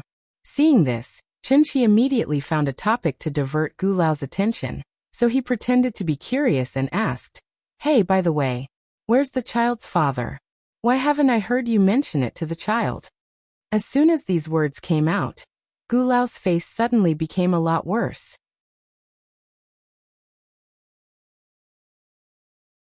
Chapter 331. Heartless Man? After hearing this sentence, Qinshi's curiosity was suddenly aroused. Could it be those vulgar scenes of abandoning one's wife and children? However, this was someone else's family affair after all. And it was a scandal, so Qinshi couldn't ask further, so he wisely shut his mouth. This question obviously touched the old man's mind, so after Gulao was silent for a while, he sighed deeply and said, "At that time, not only was Yaorao blind, but I was also blind." Then, Gulao frowned and talked about the past of Gu Yao and her husband. Gu Yao's husband was called Xia Kaiji, and the two were college classmates. Xia Kaiji's family condition wasn't very good, but he was ambitious. When others were playing basketball and playing games, he was immersed in studying all day. This kind of man was a typical phoenix man, commonly known as a golden phoenix that flew out of a chicken coop. Phoenix man was not a derogatory term, but because their shortcomings and strengths were equally conspicuous, they slowly left a bad impression in people's hearts. Hard work, diligence, self-discipline, these were all advantages. Because they suffered too much when they were young, most of them were far more mature than their peers, and they hoped to change everything through their own efforts. Just like what a female star said, "I'm from a rich family myself." The worse the family situation, the more eager they were to change through their own efforts. This also led to a very complicated mentality, inferiority and conceit at the same time. Back then, Gu Yao had been captivated by Xia Kaiji's maturity, which far surpassed that of his peers. But this kind of confidence and maturity often turned into shrewdness. Gu Lao wasn't the kind of person who had secular prejudice, so naturally he didn't mind Xia Kaiji's poor birth. So after seeing Xia Kaiji a few times, the old man agreed to the relationship between the two. Xia Kaiji was indeed very hardworking. A few years after the two graduated, he became a senior executive in a large company, But with the gradual success of his career, some long-hidden problems gradually exposed. For Xia Kaiji, his career was always above everything. But for Gu Yao, family was the center of life. For this reason, the husband and wife, who were originally intimate, also had a gap. And with the birth of the twins, this gap was gradually widened. Gu Yao quit her job and stayed at home to take care of the child, but Xia Kaiji was nowhere to be seen all day. Finally, one day, Gu Yao had enough of living like a widow. So after a big fight with Xia Kaiji, Gu Yao took the child and moved back to the old residence in Hohai. Perhaps it was because Xia Kaiji's career had indeed reached a critical juncture during that time, so he hadn't come to find Gu Yao. It was precisely because of this that the two of them had completely lost the chance to reconcile. By the time Xia Kaiji saw Gu Yao again, she was already lying quietly in the hospital morgue. He didn't even have time to look at Gu Yao before he was chased out by the furious Gu Lao. At this point, this unfortunate marriage had completely come to an end. The reason why Gu Lao scolded Xia Kaiji was because Xia Kaiji didn't take good care of Gu Yao, and because of the two children. After Gu Yao's death, Gu Lao felt that the responsibility was all on Xia Kaiji, so he firmly refused to let him raise the two children, and refused to let Xia Kaiji see the children. After Xia Kaiji communicated with Gu Lao a few times, he had to let the old man do what he wanted because he didn't want to go to court with his father-in-law because of this matter. So, except for the living expenses that were sent to Gu Lao's account every month, Xia Kaiji completely disappeared from Gu Lao's sight. But the more it was like this, the angrier Gu Lao was. The reason why he didn't let Xia Kaiji see the children was that he wanted to embarrass Xia Kaiji a little as a punishment. But Xia Kaiji didn't even have the least sincerity. After being scolded by him a few times, he actually didn't come anymore. Little son of a bitch. Gu Lao cursed for the first time, and then he continued to hatefully. The two children are so cute. He doesn't want them as a father, but I, as a grandfather, want them.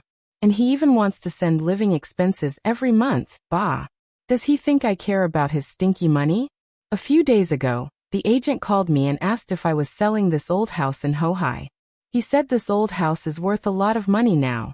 Tomorrow, I'll go to the police station and change the surname of the two children. In the future, they will follow my surname, Gu. The more Gu Lao spoke, the angrier he became. It made Chen Shi, who started this topic, a little embarrassed. He really touched the pot that didn't boil. As a bystander, of course it wasn't good to comment on this kind of thing, so Chen Shi wisely shut his mouth and let Gu Lao vent his dissatisfaction in his ears.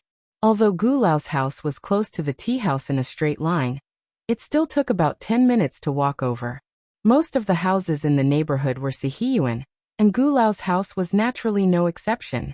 It was just that it wasn't a dignified two-entry Sihiyuan like the Qin family. We're here. Gu Lao complained all the way. When he really stood in front of the door, he seemed to have thought of something.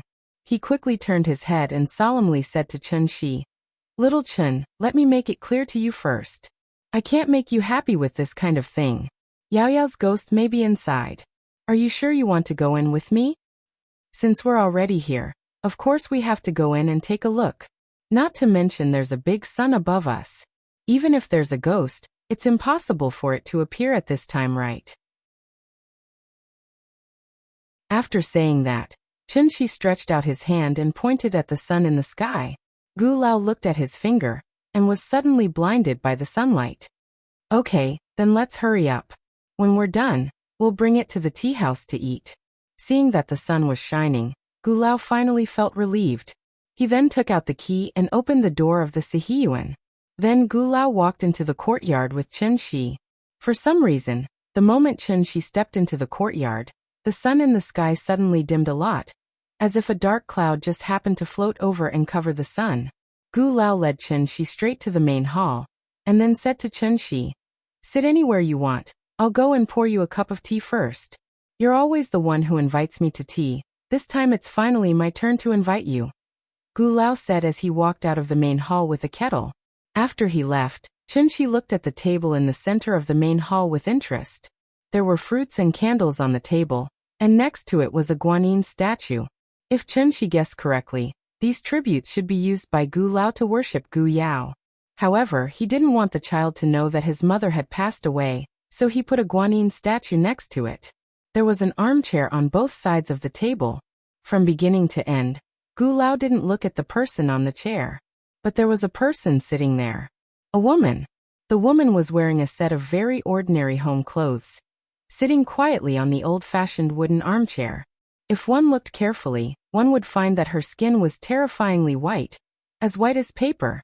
It was estimated that even an albino was not as white as her. What was even more strange was that the woman's eyes were pitch black, as if ink had dripped into her eyes. Chen-Shi turned his head and glanced at the woman, nodded politely at her, and then smiled and greeted her.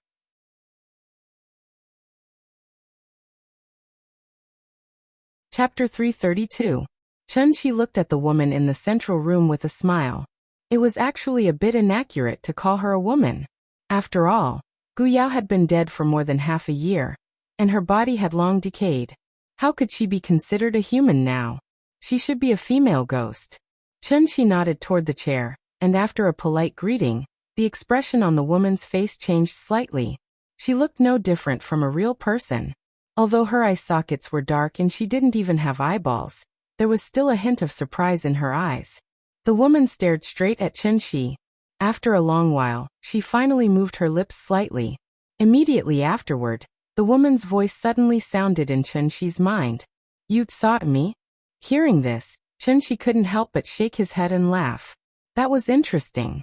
It turned out that not only did Gu Yao's soul not dissipate, but for some unknown reason, she also preserved some memories of her life while stabilizing her soul body.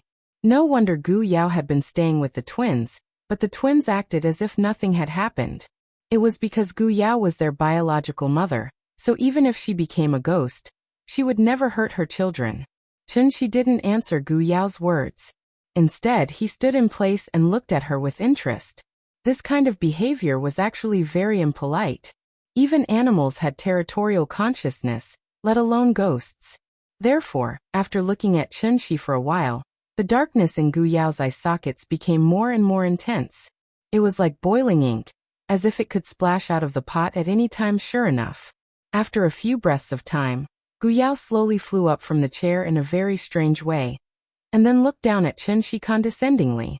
If one looked carefully, they would find that Gu Yao's body was not very real. It was vaguely like a projection of a 3D holographic image. The candles in the central room were curled up with smoke. Perhaps because the lights in the room were not turned on, the originally kind guanyin statue seemed to be covered with a layer of shadow. It looked a bit ferocious and terrifying. Suddenly, a gust of chilly wind blew past, and the sound of leaves rustling could be heard from outside the house. The sky suddenly became a lot gloomier. It was dark and oppressive, as if a rainstorm could suddenly fall at any time. "Leave. I won't kill you." Gu Yao's voice sounded again. However, after Chen-Shi heard her words, he gently shook his head, and then thoughtfully turned to look outside the house.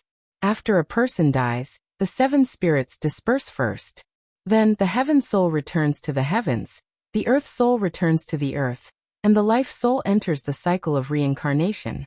Ghosts were formed from earthly souls, so they lacked heavenly souls and life souls.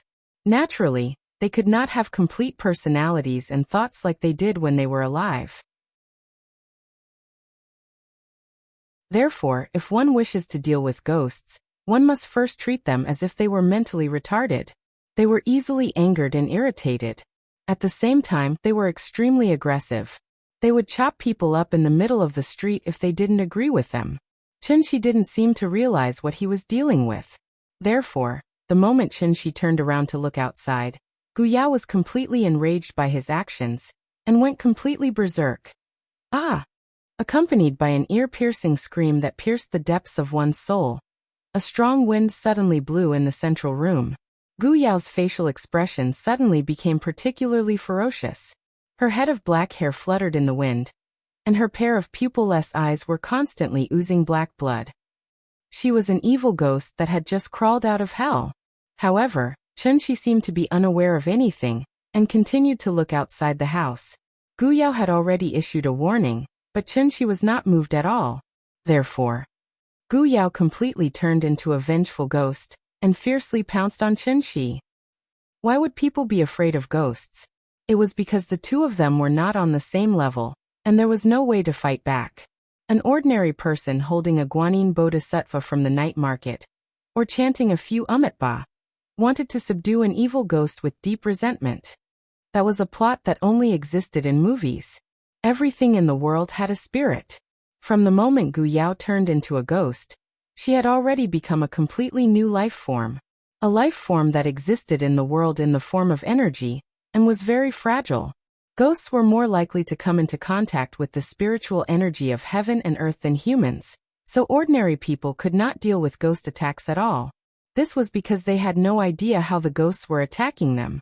And if humans also came into contact with the spiritual energy of heaven and earth and learned how to use it, then would ghosts still be a match for humans? It was like asking a mentally disabled person to fight with a normal person. How could the former win against the latter? Unless the latter was also mentally disabled. Chen Shi was clearly not mentally disabled. Moreover, his understanding of the laws of heaven and earth was far beyond the imagination of ordinary immortal cultivators. Therefore, the moment Gu Yao pounced on Chen Shi, it was as if she had crashed into a high-voltage electric net, and her entire body trembled violently. Perhaps because it was too painful, Gu Yao suddenly let out an ear-piercing scream, then suddenly turned into a cloud of gray smoke and flew back to the table in the central room at an even faster speed. Running? Seeing this, Chen Shi smiled slightly, then took out the soul crystal and gently waved at the cloud of gray smoke. The gray smoke continued to churn and jump, as if it was still making its final struggle. But under the restraint of Chen Shi's enormous true yuan, all efforts were futile. The soul crystal seemed to have turned into the purple-gold-red gourd of the golden-horned king. At Chen Shi's command, the soul crystal directly sucked in Gu Yao's ghost. The cold wind came to an abrupt stop. The sun shone again, leaving a rectangular golden spot on the ground through the door frame. This central room, which was facing the south, suddenly became much more spacious and bright. Chen Shi picked up the soul crystal and looked at it. There was a cloud of gray fog inside. And this was clearly Gu Yaozin's soul. Chen Shi played with the soul crystal in his hand. After a while, Gu Lao quickly walked back with a cup of tea. Come, have a taste of my tea. I specially brought it from other places after the rain, it's very precious. Gu Lao handed the teacup to Chen Shi, then sat aside with a smile.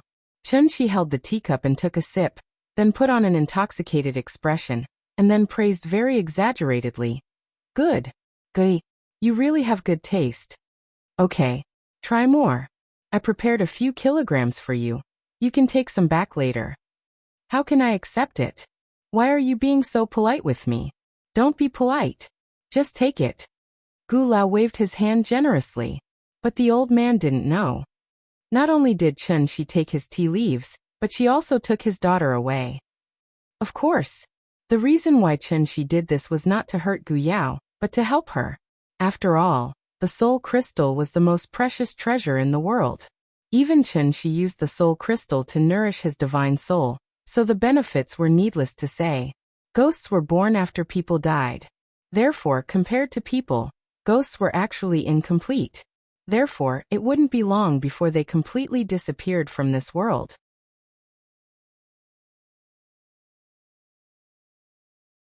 Chapter 333. Chen Shi held a teacup and chatted with Gu Lao for a while. The old man seemed to have suddenly thought of something and quickly pulled him out of the main hall.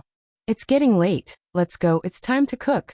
Looking at his anxious look, it seemed that he really didn't want Chen Shi to stay here any longer. Seeing this, Chen Shi just smiled and didn't say anything. However, when he followed Gu Lao out of the central room and went to the kitchen, Chen Shi suddenly stopped next to the large water tank in the yard, and then began to carefully look at the water tank in front of him. This kind of water tank was very common in Shangjing Sihiyuan, which was the big water tank in Sima Guang's story of smashing a tank. The large water tank in the yard, in addition to the role of water and fire prevention, was mainly for auspiciousness.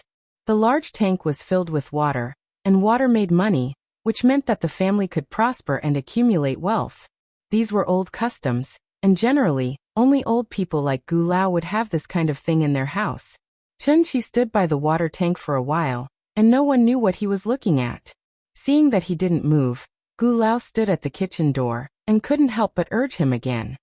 Little Chun, what are you doing? It's already 4 o'clock, let's start quickly. Okay, I'm coming. After hearing Gu Lao's urging, Chun-Shi had to respond with a smile, and then followed Gu Lao into the kitchen. Since he wanted to taste Gu Lao's cooking, Gu Lao naturally had to cook dinner, and Chun-Shi would help him prepare the dishes. Gu Lao took care of a child alone, so his cooking skills naturally wouldn't be bad. In addition, he only made some common home-cooked dishes today, so it didn't take long for a table full of dishes to fill up. Because he wanted to bring all these dishes to the tea house, Gu Lao specially found a scooter for moving goods, put all the plates and chopsticks on the scooter, and was ready to drag the scooter to the tea house. Now that it was summer, the time for the sun to set was naturally much later than before. Therefore, when Chun-Shi dragged the scooter out of Gu Lao's house, it was only a little over 5 o'clock, and the bright sun was still hanging in the sky with no signs of setting. Maybe because nothing went wrong, after Gu Lao locked the door, the expression on his face became a lot more relaxed. It was obviously her own home, but she made it seem like she was in a haunted house. Even cooking a meal was frightening to her. So Chun-Shi smiled and joked, "You see, I'm fine, right? Gu Yao is not an evil person with grievances. Why would she turn into an evil spirit and demand lives? If she had a soul in heaven, I think she would only protect you and your child. So you can rest assured." After hearing Chun-Shi's words, Gu Lao's face suddenly showed an expression of sudden realization. That's right, Yao Yao is such a kind person. How could she become a malicious spirit? I was being foolish. After figuring this out, Gu Lao's mood suddenly improved a lot. How about this? I'll invite your family of 3 to have a good meal at my house tomorrow, as a thank you for taking care of the 2 of them.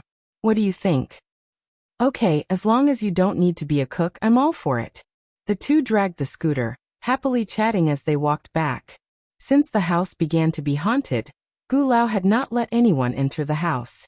This time, Chun-Shi jumped back and forth, and the old man could finally put down the big stone in his heart. Chun-Shi and Gu Lao dragged the scooter back to the tea house.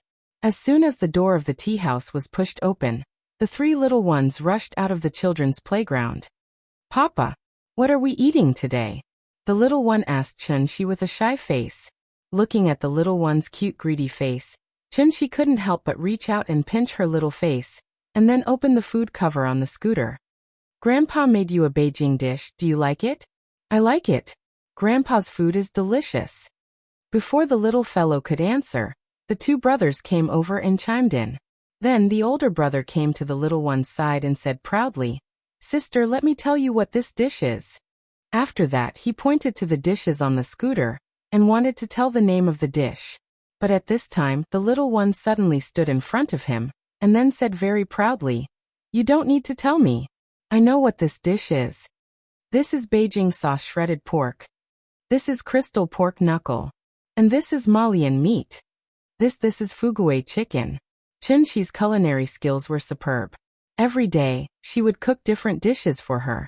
It could be said that this little thing had eaten all over the world, so a few classic Jingbang dishes were naturally not difficult for her.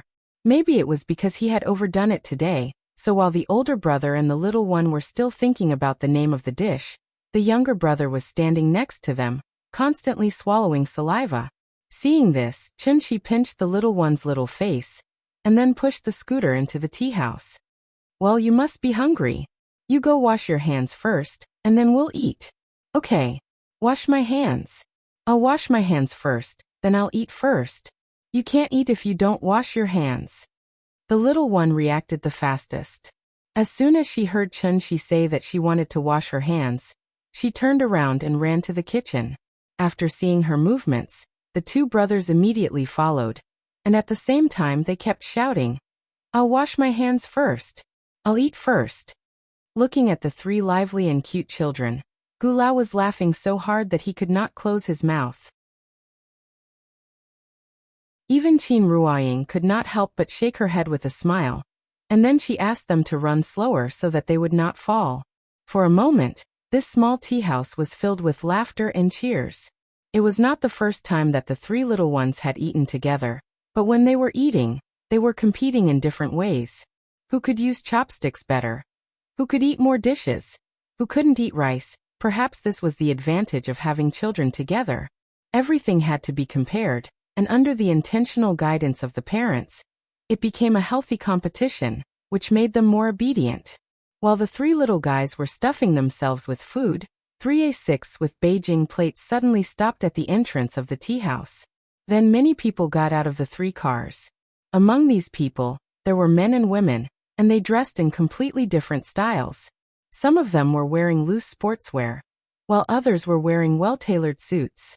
When they stood together, they didn't seem to match at all. Xiao Yuan was the head shopkeeper of the tea house, so she naturally knew how the tea house's business was.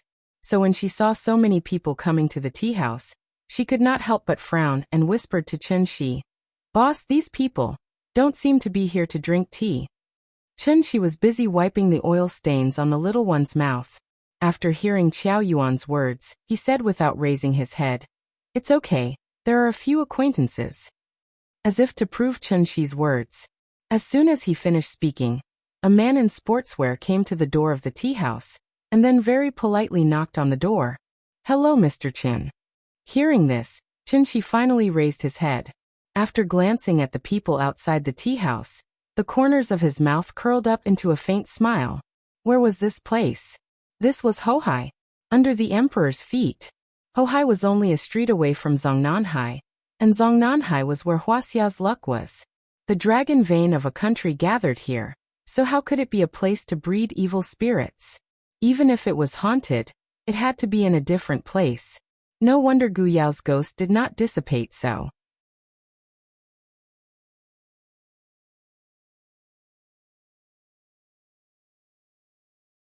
He was the official in charge of Sijio City. This was getting interesting. A smile suddenly appeared on Chen Shi's face. After glancing at Ding Qingji, he faintly said, "It's dinner time now. If you have anything to say, wait until I eat dinner first." Chen Shi's attitude was so arrogant, but Ding Qingji's face did not show the slightest dissatisfaction. Instead, he chuckled and said, "It's my fault for disturbing you. Mr. Chen, please enjoy your meal. I'll wait for you outside." Ding Qingji looked at Chen Shi with a smile, but Chen Shi acted as if he didn't hear him. Even the little girl couldn't help glancing at him, and then looked at Chen Shi with a confused face. "Open your mouth, good girl." Chen Shi scooped up a bowl of rice with a spoon and sent it to the little girl's mouth. Hearing this, the little thing opened its mouth wide and swallowed the spoon in one gulp. As for Ding Qingji, who looked embarrassed, he pretended not to see it. Ding Qingji had no choice but to leave the tea house silently. No one knew what Ding Qingji said to the others outside, but after hearing what he said, they all went back to the cars. Chen Shi was not an impolite person. The reason why he did that was to express his dissatisfaction. He was dissatisfied with Wu Lian. Because the two brothers liked to quarrel while eating, the meal took more than half an hour. Although Gu Lao was very curious about the relationship between Chen Shi and the people outside, he knew what to ask and what not to ask, so he pretended not to see anything from beginning to end. After Xiao Yuan cleared the table, Chen Shi looked at the clock on the wall meaningfully, and then showed a meaningful smile. These people waited outside for so long, but his sister-in-law didn't call. Did she not receive the news? Or did she not inform her at all? Chen Shi pondered as he slowly walked out of the tea house. After seeing him go out, Ding Qingji hurriedly got out of the car, and then said politely to Chen Shi, "Mr. Chen, you see, this is not the place to talk. Would you like to go to the office with us?" After saying that, Ding Qingji very subtly looked into the tea house, as if to say that there were ordinary people inside, so it was not convenient to talk about a lot of things here. Ding Qingji had made it very clear, but Chen Shi had no intention of getting in the car with him. Instead, he said calmly, "If you have something to say it here. I don't have time to talk nonsense with you." As soon as Chen Shi's voice fell, before Ding Qingji even had time to respond, a young man in a suit pushed open the car door, and then said to Chen Shi provocatively, "Okay, then say it here." Chen Shi glanced at the young man, ignored him, and looked at Ding Qingji.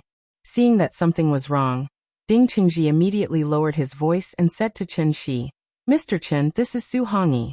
His father is Su Feng, and he is a professor at the headquarters. He is in the same field as you. The Wulian was not a university, so naturally, there was no professor position. So what Ding Qingji meant was that Su Hongyi's father was in the same field as Chen Shi. They were not Wulian people, but they were willing to do something for the Wulian, which was equivalent to a guest in ancient times. The so-called same field meant that this person's cultivation level was equivalent to Chen Shi's. After listening to Ding Qingji's explanation, Chen Shi couldn't help but laugh. How smart was he? Just based on Ding Qingji's words, he could analyze a lot of things. You couldn't just look at the surface of things. If you just looked at the surface, things were simple. Chen Shi captured Gu Yao's ghost, but Gu Yao's ghost was a ghost servant that Su Feng put in Hohai to cultivate.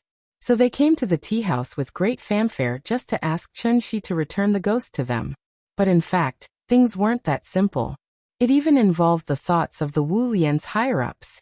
Chen Shi and Su Feng were not Wulian people. They were only doing things for the Wulian for some reason. And what was Chen Shi's level in the Wulian? Above divinity X level. Su Feng was clearly at this level. How could someone at this level of cultivation be willing to be someone else's lackey? Because they weren't Wulian people.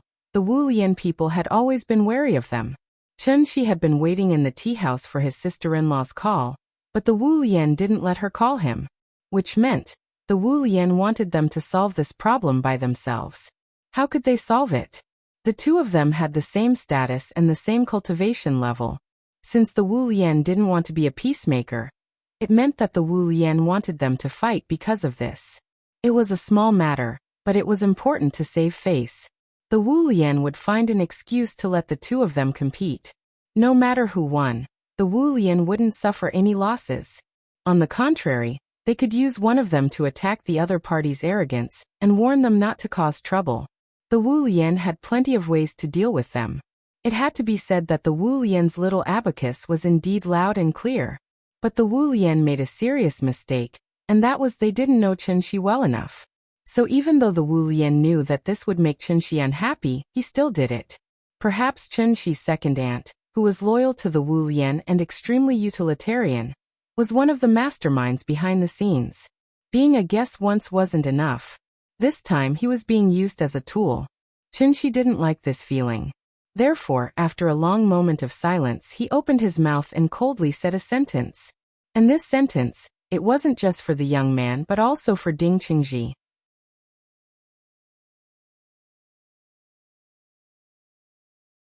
Chapter 335. Scram. It was a simple word, but it accurately expressed all the thoughts in Chen Shi's mind. He didn't even bother to look at Ding Qingji and Su Hongyi. After spitting out this word, he turned around and walked towards the tea house.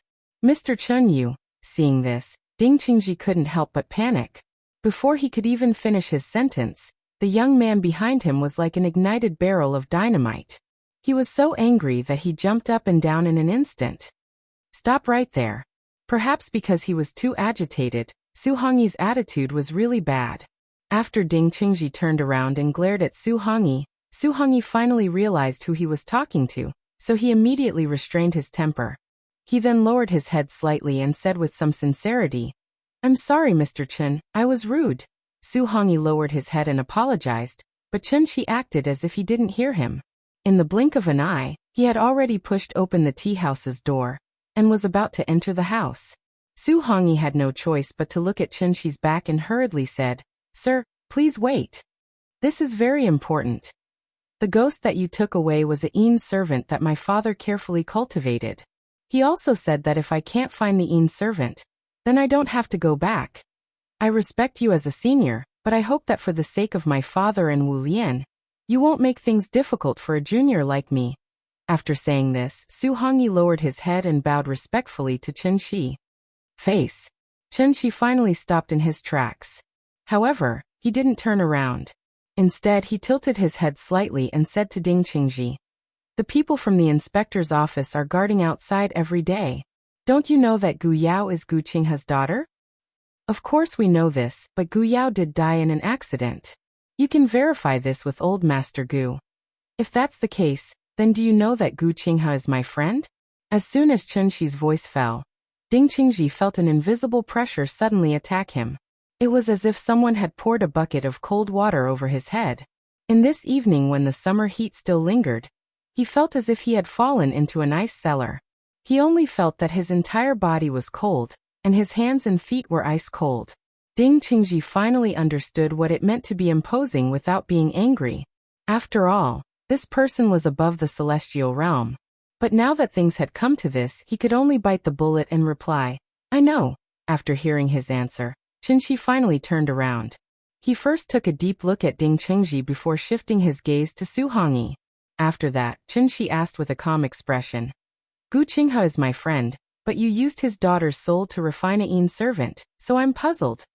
Who's the one who's not giving face?" Su Hongyi was stunned, but immediately after, he was like an actor in a Sichuan opera who changed his face. Just a moment ago, he was still very respectful, but now he suddenly changed his attitude and looked at Qingji unscrupulously. His eyes were full of provocation. Su Hongyi looked at Qingji unscrupulously. Qingji looked at him calmly. After a long while, Su Hongyi asked with a provocative expression, "Sir, what you mean is, today's matter can't be settled peacefully?" Qingji couldn't help but shake her head and laugh at this display of respect. A wild dog was a wild dog after all. Even if he deliberately pretended to be submissive, it wouldn't be long before he began to bare his teeth again. Since Su Feng was above the celestial realm, he must not be young, but this Su Hongyi looked to be in his early 20s. So Qingji was very curious. Was Su Hongyi Su Feng's biological son? They were all the second generation of officials and rich people. But this one was the second generation of immortals? Nianyan was also a second generation, but why didn't he see her so evil and wild? It was not a problem of family upbringing. Just like the jokes circulating on the internet, when Nianyan became an adult, Qingji would tell her, "Nianyan, in fact, your parents are immortal cultivators. In order to train you, we put you among ordinary people, hoping that you can grow up healthfully and happily like ordinary people. Now that you have finally grown up, in addition to telling you the truth, Mom and Dad will also teach you the most powerful cultivation technique in the immortal cultivation world. Nianyan, remember, from today onwards, you are the #1 second generation of immortals in the world." At the thought that Nianyan might become silly due to extreme shock, the corners of Qingji's mouth couldn't help but curl up into a faint smile. After all, for a man like Qingji who played the role of a father, no matter how old his daughter was, she would always be as lively and cute as she was today. The more Qingji thought about it, the more Su Hongyi was still thinking about how to provoke Qingji and at the same time, let himself escape unscathed. This was Su Feng's test for Su Hongyi. He had to control the degree of infuriating Qingji, but not make Qingji lose his mind and accidentally kill him. For Su Hongyi, this was a kind of test, but at the same time it was also a kind of training. Being able to face the anger of a celestial being would be of great help to his future cultivation. Everyone present had their own ideas. However, Qingji's next reaction was completely out of Su Hongyi's expectations. It was like basking in the sun in Hohai for the whole day. And now that the sun was about to set, it was naturally time to go home.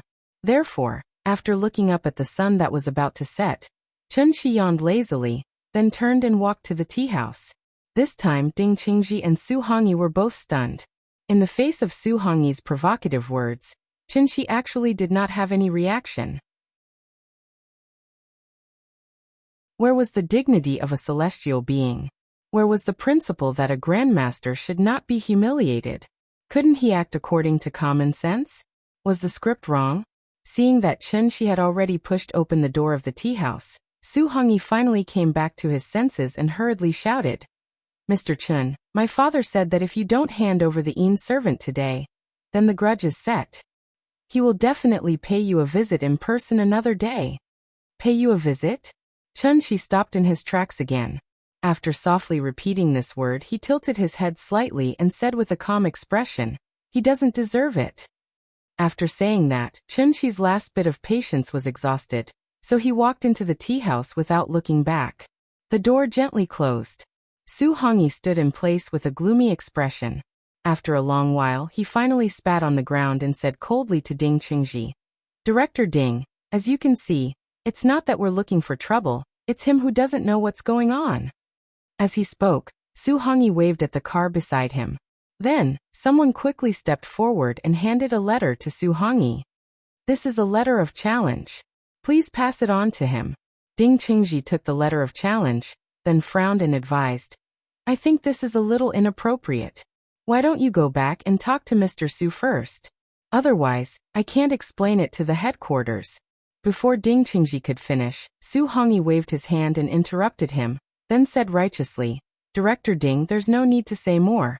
This is a private matter and has nothing to do with Wu Lian. Moreover, this Chen guy was rude first. How can my father just let it go like this?" Speaking of this, Su Hongyi suddenly turned his head and deliberately shouted in the direction of the tea house. "Su Feng declares, Mr. Su was rude first. Today, I'm here to ask for forgiveness. This is well known to all Lubushao. If Mr. Su dares to accept the challenge, we'll be waiting for you at the peak of Taihang in 3 days. Think carefully, don't regret it."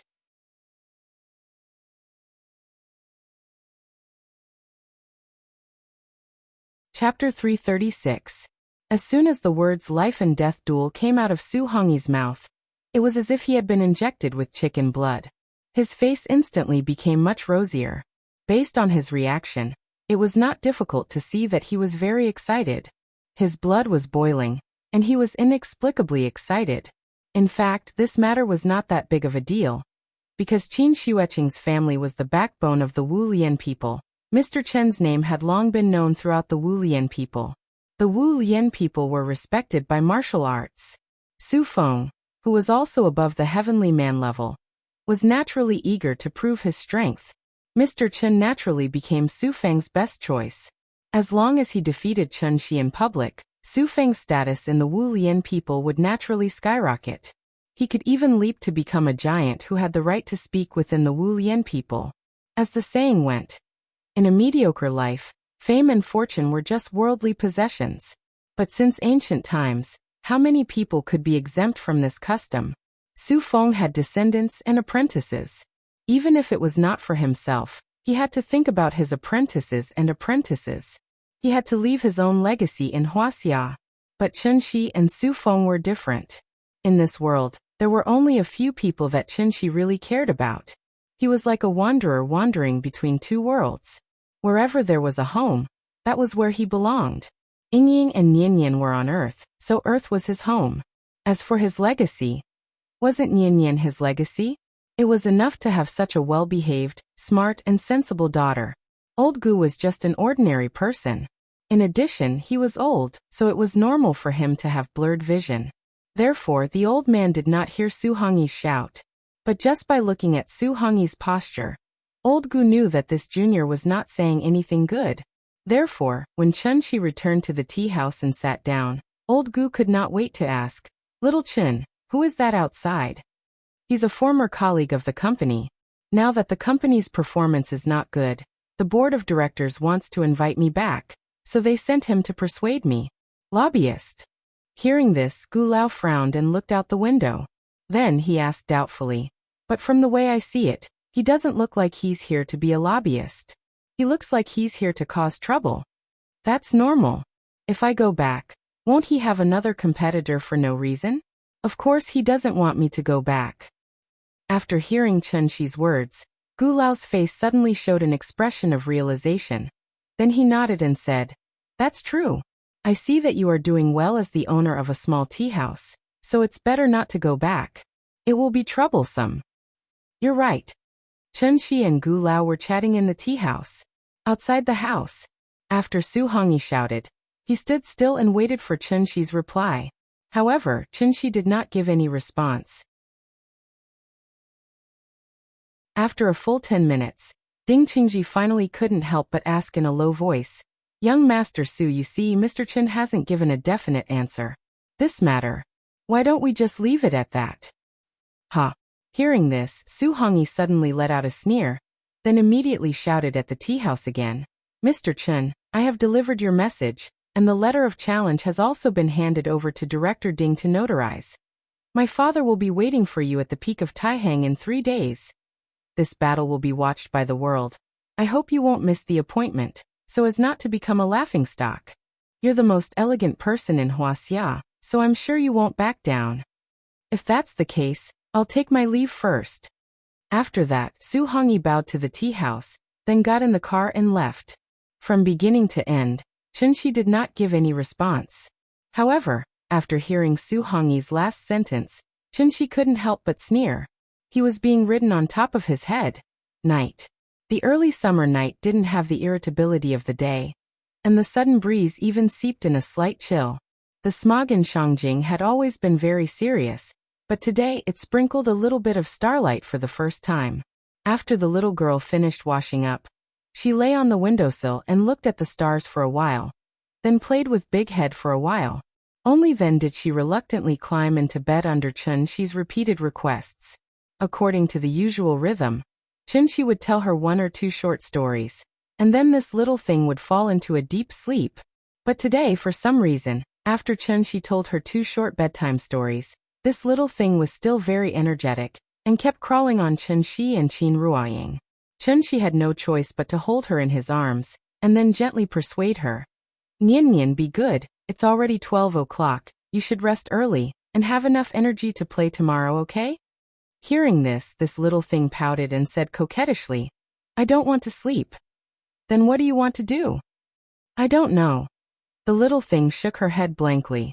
But then, as if she suddenly thought of something, she quickly turned her head to the end of the bed and shouted, Big Cat! Big Cat! Come here! Big Cat was lying in the corner with its eyes closed, and after hearing the little thing shout, it quickly jumped onto the bed. Meow. Just as Big Cat meowed, the little thing hugged it in her arms, and then put it on the pillow next to her. Big Cat, it's cold outside, don't run outside, sleep with me. I'll cover you with a quilt. As she spoke, the little thing grabbed the cold quilt, and then like Qin Ruoying, gently covered the Big Cat with the quilt. Meow. Big Cat lay on the bed and looked at the little thing with a confused expression. After this period of cultivation, it had reached the peak of wisdom, and could break through at any time, so even Chunxi did not force it to play with the little thing recently. But today, this little thing did not know what was wrong with it. In the middle of the night, instead of sleeping, it came to ask it to sleep. Did it still need to sleep? Big Cat was wondering if it should escape, but after the little thing covered it with the quilt, she gently put her little hand on it, and then imitated Qin Ruoying's tone and said, Big Cat, be good, you're the youngest, I want to take care of you, when you fall asleep, I'll sleep. These were the words Qin Ruoying usually said to her. Who would have thought that this little thing would actually apply what she learned? So she had learned to care for others now? This was a good thing, so naturally he would encourage her. Therefore, after Chunxi glared fiercely at the Big Cat, it reluctantly closed its eyes, curled up into a ball next to the little thing, and pretended to be asleep. The little thing waited for a while, and when she thought that it was really asleep, she carefully covered the Big Cat with the quilt, and then obediently lay back on the bed. I'm going to sleep. Perhaps because she had experienced the joy of taking care of others, the little thing lowered her voice and said such a sentence, and was no longer naughty, but obediently closed her eyes and fell asleep. Looking at her very loving action, the couple's faces could not help but evoke a trace of a smile. It was only after the little fellow had truly fallen asleep that the day was truly over. And at this time, Qin Ruoying looked at Chunxi and asked softly, Today's matter? What do you think? Obviously, she also heard Su Hongyi's words. Qin Ruoying was very clear about Chunxi's strength, and naturally, she was not worried about Chunxi's safety, so she was just casually asking. Anyway, no matter what decision Chunxi made, she would support it. I heard that the scenery at the top of Taihang Mountain is not bad. Why don't we take Nian Nian there to see the scenery? I think that's a good idea. Then it's settled. Okay. In a few words, the couple settled this matter, and then began to discuss how to arrange the itinerary. As for Su Feng's challenge,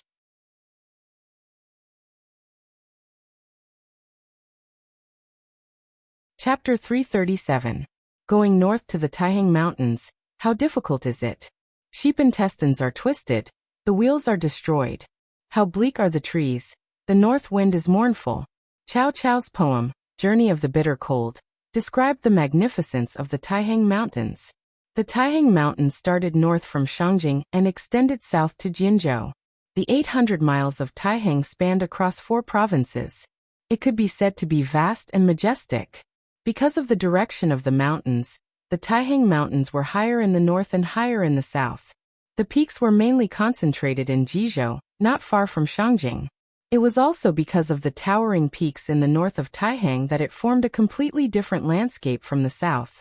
In the depths of the mountains, one could see cliffs that looked like they were carved by knives and axes, deep and narrow canyons, and winding rivers. The road wound up the steep cliffs, going round, and gradually disappeared into the clouds. Looking down through the car window, one could see the erratic clouds in the mountains, and the lush greenery that even the fog couldn't cover. Layers of green forest, enchanting wilderness. The little girl didn't like to sit in a car because it always gave her a feeling of suffocation. Therefore, compared to a car, the little girl preferred to sit in a bus. After all, the bus was spacious and had a wide view. Sitting in the bus, one could see the beautiful scenery of the mountains. Today they were hiking, so Qin Ruoying gave the little girl a set of children's sports clothes. Her hair was tied up in a bun, revealing a round and rosy little face. She looked particularly lively and cute. Click, click, click. The little girl sat on Qin Ruoying's lap and took pictures with her mobile phone. But she didn't have a sense of beauty, so she just took pictures for fun. As long as she heard the click-click sound of the phone, the little girl couldn't help but giggle. Come to think of it, only a child's laughter could be so innocent and crisp. She came out to play for fun, and her laughter seemed to have a strange magic that could infect the people around her. As long as he heard her crisp laughter, he would feel like he had really escaped from the city, put aside his work and worries, and enjoyed life with a natural state of mind. Therefore, even though this little thing kept on making noises throughout the journey, the other passengers in the carriage didn't find her too noisy. Instead, they would turn back to look at the couple from time to time. They didn't hide the envy in their hearts at all, and kept on praising this child for being so cute. It was May 24th, Wednesday. It was an ordinary Wednesday. Because it was a working day, at least 1/3 of the seats on the bus were empty. The Taihang Mountains were very long. Basically, every province had its own scenic spots. The scenic spot where Chen Shi's family was now was the one with the highest elevation among the many scenic spots, Xiaowutai Mountain Scenic Spot. Originally, they wanted to go to the highest east stage to see the scenery. However, when they came here, they heard from the management staff of the scenic spot that because of the heavy rain a few days ago, there were mudslides and landslides on the road to the east stage. Therefore, the east stage was temporarily closed. With no other choice, Chen Shi and his family could only depart from the Red Cliff Castle and follow the winding mountain path to the North Terrace, which was slightly lower than the East Terrace. They planned to camp in the North Terrace for the night before returning home. They were traveling, so naturally, they couldn't be in a hurry. The Xiaowutai Mountain was very steep. It had always been called the novice training camp for mountaineers. After setting off from the Scarlet Cliff Castle, Chen Shi let the little girl sit on his shoulders, and then he held Qin Ruoying's hand, and the family of 3 leisurely strolled through the lush green peaks. They walked slowly. At this speed, it would take at least 4 or 5 hours to climb the North Terrace. When Chen Shi finally climbed over a mountain, the view suddenly became much wider. The little girl rode on his shoulder and looked around. She couldn't help but shout excitedly, "Papa! I like it here." Blue sky, white clouds, green mountains, green water, and golden lotus flowers all over the mountains. In front of the beautiful scenery, even an ignorant child like her couldn't help but be intoxicated.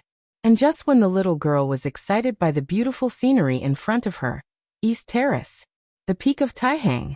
The Taihang Mountains in the north were very steep. The development value was far less than the 3 mountains and 5 peaks, so there were basically no buildings on the mountain. Therefore, the most original natural scenery was maintained. After climbing over the mountain and climbing to the top, looking back at the bleak place, the clouds were thousands of miles away. The mountains were thousands of layers, the sun was shining, and everything was shining. A sense of heroism rose in the chest. It was worth the trip. Unfortunately, The road to the East Terrace had been temporarily closed. This beautiful scenery was destined to not be with Chen Shi's family. Although the path up the mountain had been sealed, the peak of Taihang was currently filled with people and bustling with noise and excitement. These people were naturally not hikers who came to enjoy the scenery. As early as 3 days ago, when Su Hongyi loudly read the letter of challenge outside the tea house, the whole Wuxia was shocked. For such big news, with the usual attitude of the Wu Lian, he would definitely order a ban on it. Maintaining stability, everyone was used to it.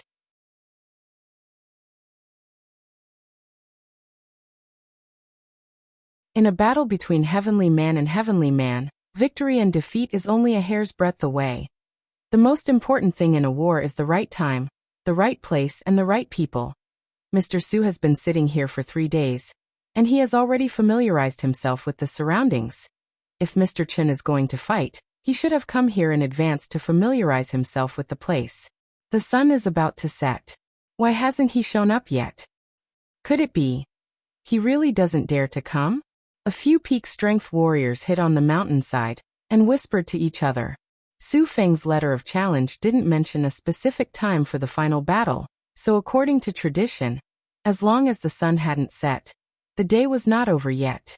If Mr. Chen still didn't show up when the sun went down, it could be assumed that he had admitted defeat. Mr. Chen is at least above the Heavenly Man level. I don't think he will run away before the battle, right? Otherwise, wouldn't it be a joke to be above the Heavenly Man level? He shouldn't run away before the battle. Maybe Mr. Chen is delayed by something. Let's wait a little longer. Anyway, there's still some time before the sun goes down. Maybe he's already on his way.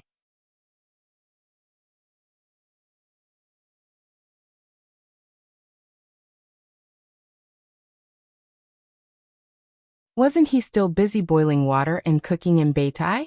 Since they were camping, they naturally had to bring enough equipment, so even Qin Ruoying was carrying a big backpack today. The family of 3 chose to set up camp in a leeward location. After that, Chen Shi piled up the dry branches that he had picked up along the way. Then, when the little fellow was not paying attention, he lit the firewood with a paw sound. This time, the little thing was truly overjoyed. They were going to sleep on the mountain today. The real mountains, the real wilderness. This was not a man-made campsite like the one in Forest Park. Therefore, when Chen Shi used the portable kitchen utensils to cook, the little thing was already jumping up and down excitedly.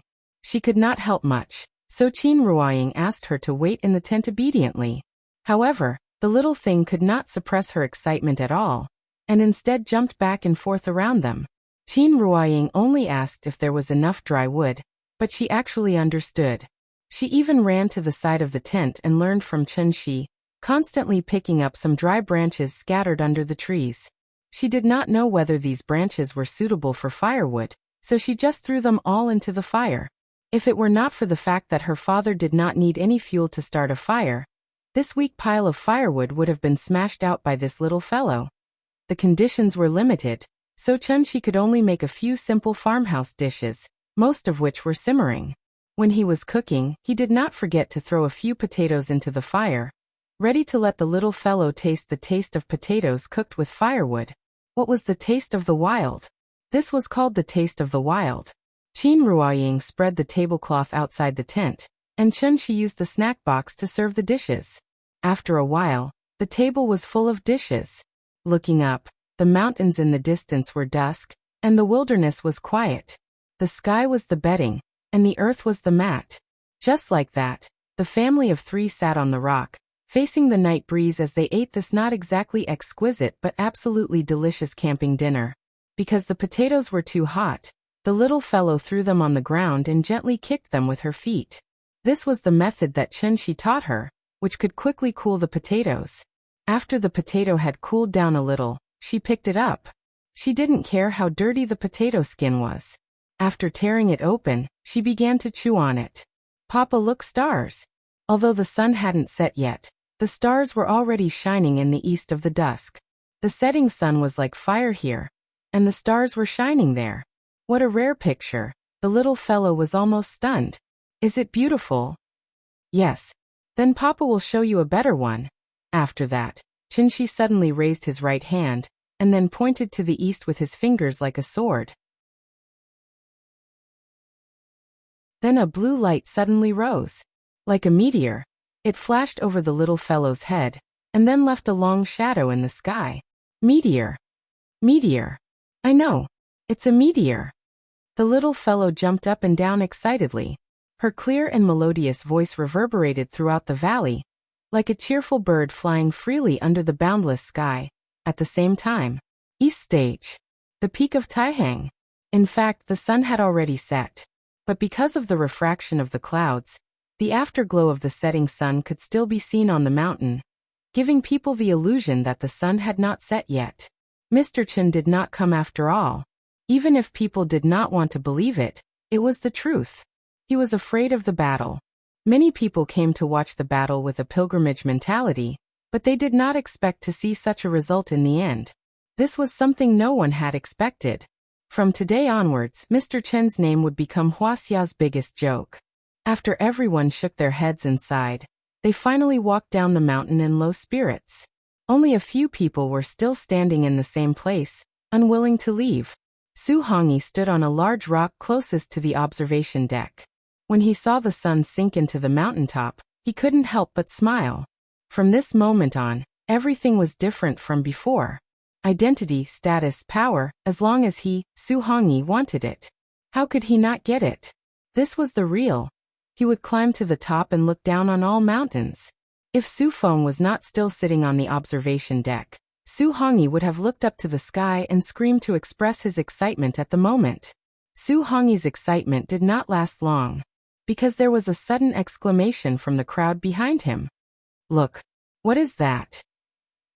It looks like a meteor. Bah no, it's a sword. A flying sword. It's so fast, it's coming, it's coming. The green light was so fast that it arrived in the blink of an eye.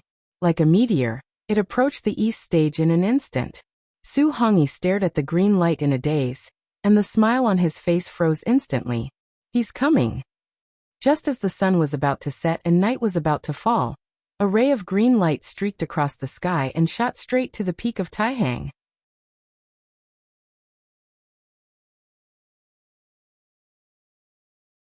Chapter 339. The sun had already set. Just when everyone thought that Mr. Chen was not going to show up, a green light suddenly pierced through the sky, leaped over the mountains, and headed straight for the east platform from the northwest. The green light shone like a comet. But when the green light approached the peak of Taihang, people suddenly realized, this was not a shooting star. This was a flying sword that only existed in legends. At the peak of the mountains, a sword soared to the heavens. Swoosh, swoosh, a green rainbow pierced the sky. The long sword turned into a green light and suddenly flew over from afar. Although it was not close, it vaguely gave people a huge pressure. Its momentum was so strong that it was unstoppable. The sword was 3 feet and 3 inches long. The blade was like water, and it emitted a dense chill. It was as cold as the moonlight, and as bone-chilling as a cold lake. This long sword was the magic weapon that Chunxi had snatched from Bai Hong's hand, Flowing Cloud. Because the long sword was flying too fast, before anyone could react, the long sword had already arrived at the peak of Taihang, and the tip of the sword was pointed straight at Su Feng, who was sitting on the observation platform. Good timing. Seeing this, Su Feng let out a long howl to the sky. Then, like a giant python that had been dormant for a long time, he suddenly soared into the sky. His black robe fluttered in the wind, and for a moment he was like a god descending to earth, facing the flying sword in the sky. However, when Su Feng soared into the sky and was ready to face the sword, he truly felt the majestic power contained in the sword. Under the sky that was not late at dusk, twilight gradually rose and the mountain wind raged. The sword seemed to have torn the sky apart, leaving a shallow mark in the void. Wherever the long sword went, the spiritual energy at the peak of Taihang surged toward it. The spiritual energy of heaven and earth kept converging into the sword, but it gradually increased the power of the sword. In the end, this power made Su Feng feel like he was in a trance, as if he was not facing the sword, but the entire sky, the sky, had collapsed. The power of this sword was so terrifying. Su Feng's face turned cold. He did not have time to think about where this flying sword came from. and he instinctively stirred up the vitality in his body. With a loud shout, 18 servants immediately appeared beside him and formed a protective circle around him. The 18 servants took up the position of the 8 trigrams, each occupying a corner. At the same time, they continued to inject their own yin qi into Su Feng's body. In that instant, with Su Feng as the center, a shadow of the 8 trigrams suddenly appeared at the peak of Taihang, facing the green light from afar. For the past 3 days, Su Feng had been continuously absorbing the yin qi from the Taihang Mountains, pushing the 18 servants to their peak condition. The vast and majestic yin qi of the mountains, as well as Su Feng's hundreds of years of hard cultivation, merged into the peak of Taixing at this moment. They slowly circulated in the void, forming an indestructible 8 trigrams formation. And this was his trump card. Yin Soldier's formation moved the mountains, taking advantage of the right time, place, and people, gathering the power of the mountains, rivers, sun, moon, and yin and yang. He faced this world-shaking sword head-on. This was a powerful force that only those above the celestial being realm could control. It was also a power that ordinary people could never imagine. Therefore, no matter who won or lost in this battle, it could definitely be said to be an unprecedented battle. And the moment Su Feng revealed the Taiji diagram, the flying sword finally arrived in front of Su Feng.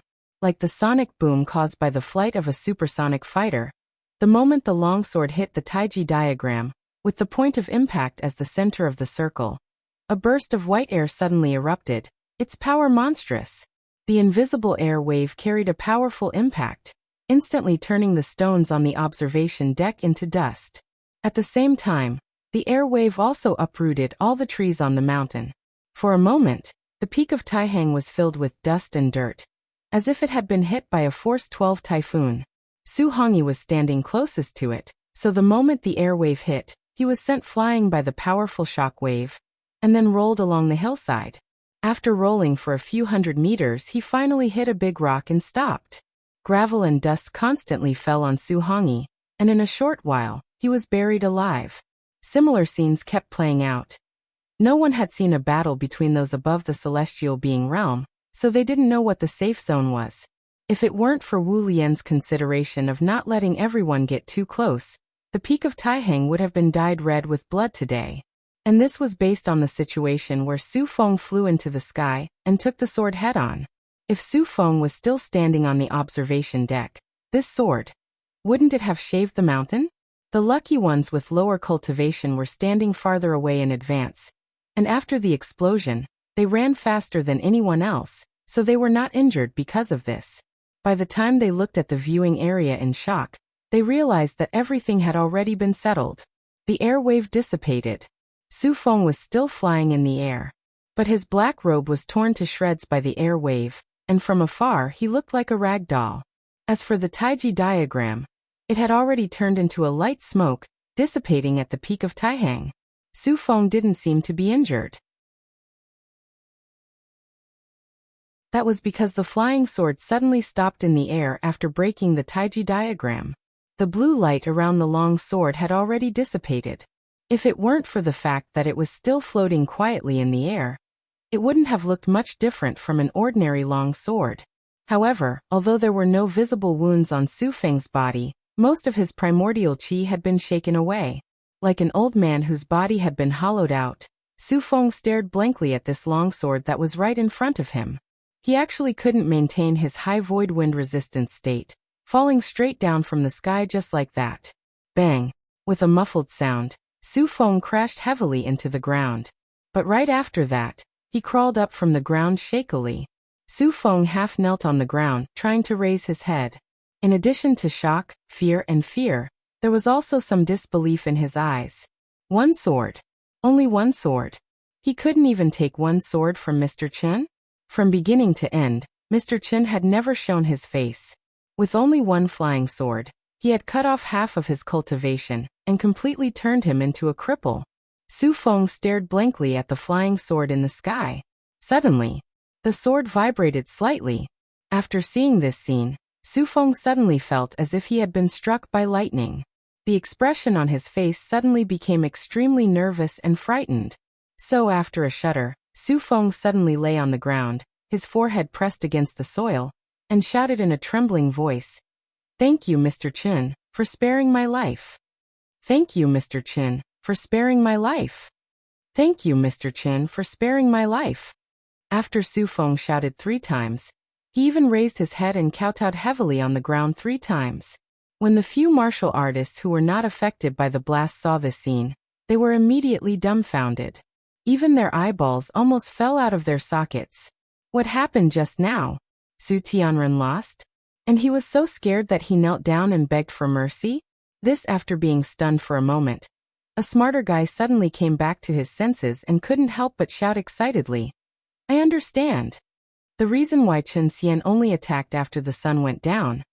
That's because he didn't take Su Tianren seriously at all. Su Feng doesn't deserve to fight with him at all." Hearing this, the rest of the people suddenly had a look of realization and hurriedly nodded in agreement. "Yes, that's it. But what I don't understand is, Su Tianren is also above the celestial being level, but he couldn't even take one sword from Mr. Chen then. What realm should Mr. Chen be in?" No one could answer this question. Everyone looked at the sky again. After Su Feng kowtowed 3 times, the sword turned into a green light again, and flew back along the way it came. In the blink of an eye, it completely disappeared into the horizon. The mountain wind was still whistling. But in the blink of an eye, the peak of Taihang had completely changed.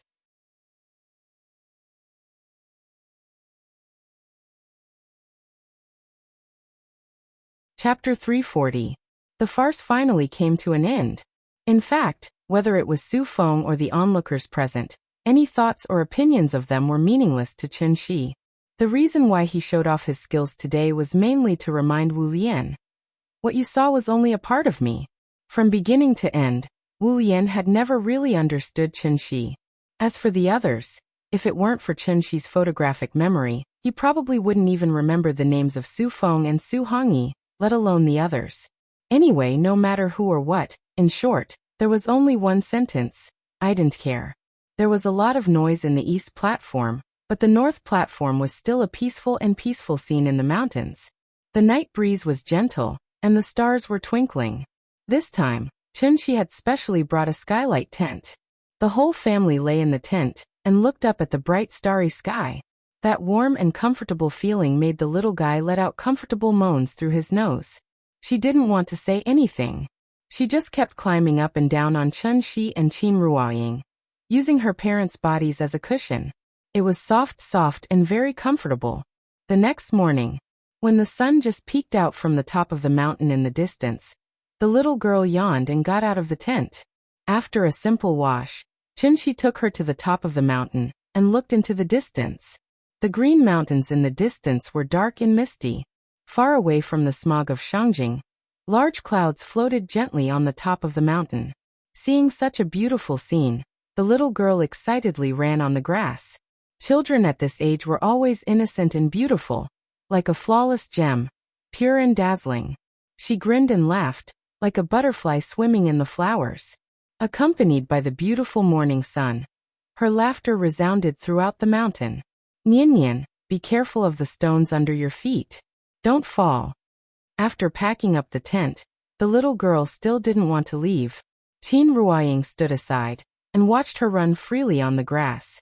This was the fruit of her and Chen Shi's love, the baby she gave birth to after 10 months of pregnancy.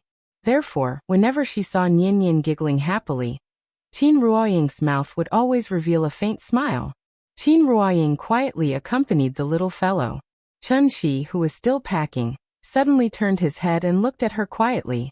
The woman in front of him, whose heart was as simple as a simple flower, was still as moving as ever. Falling flowers are silent. People are as indifferent as chrysanthemums. The beauty of a book can be read.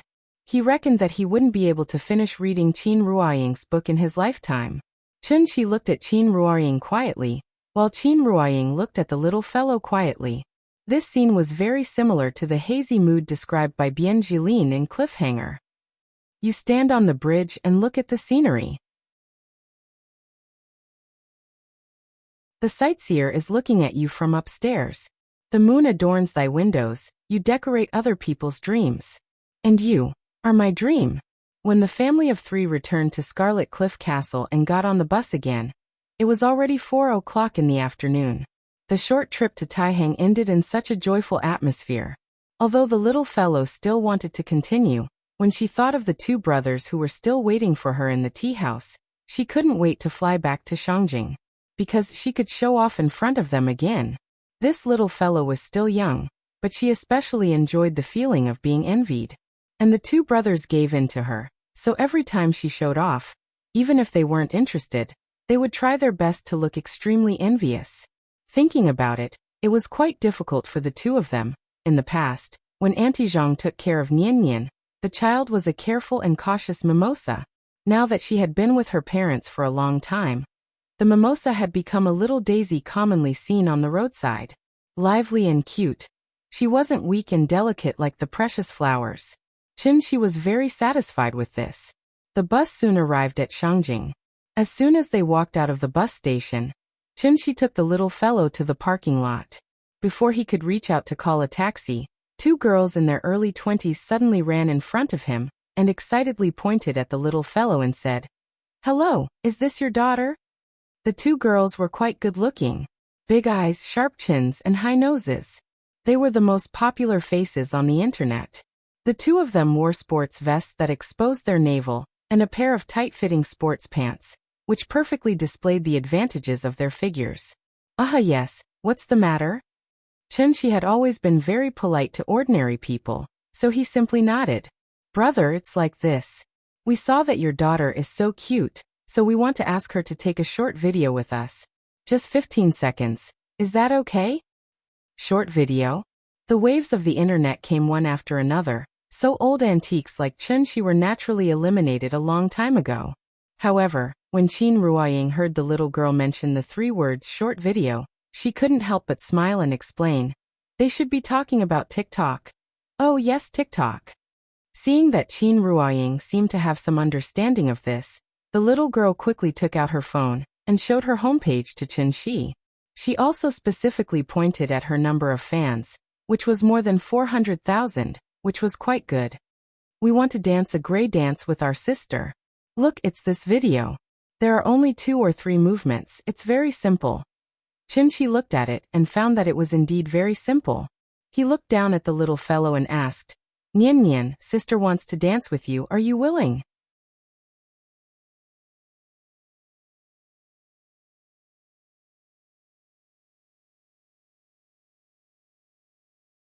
Chapter 341. Dancing.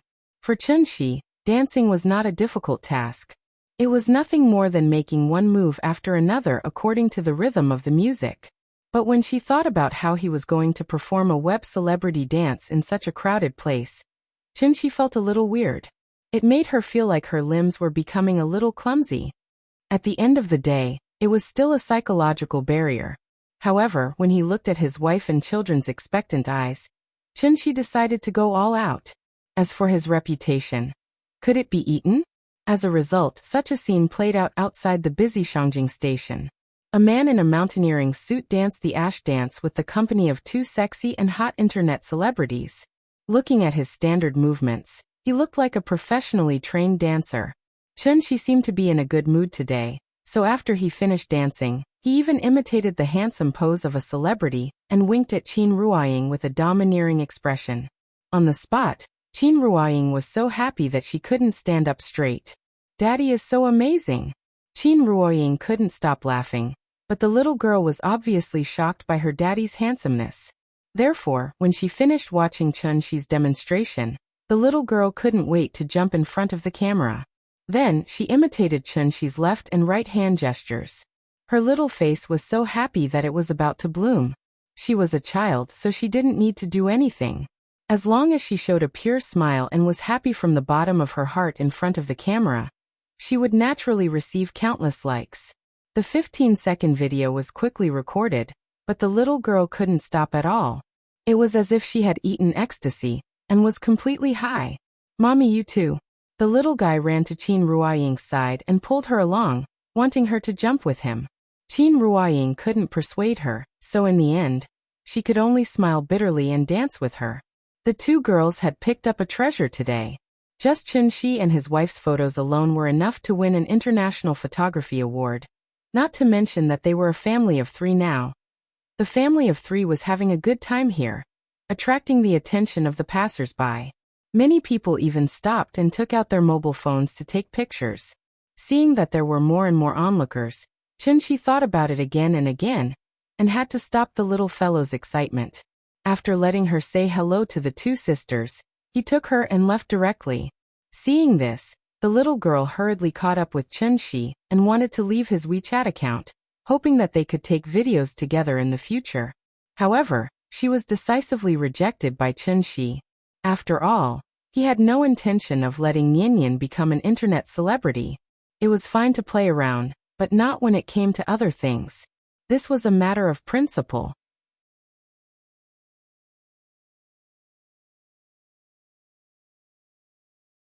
Qin Ruoying also hadn't seen Qin Xueqing for a long time.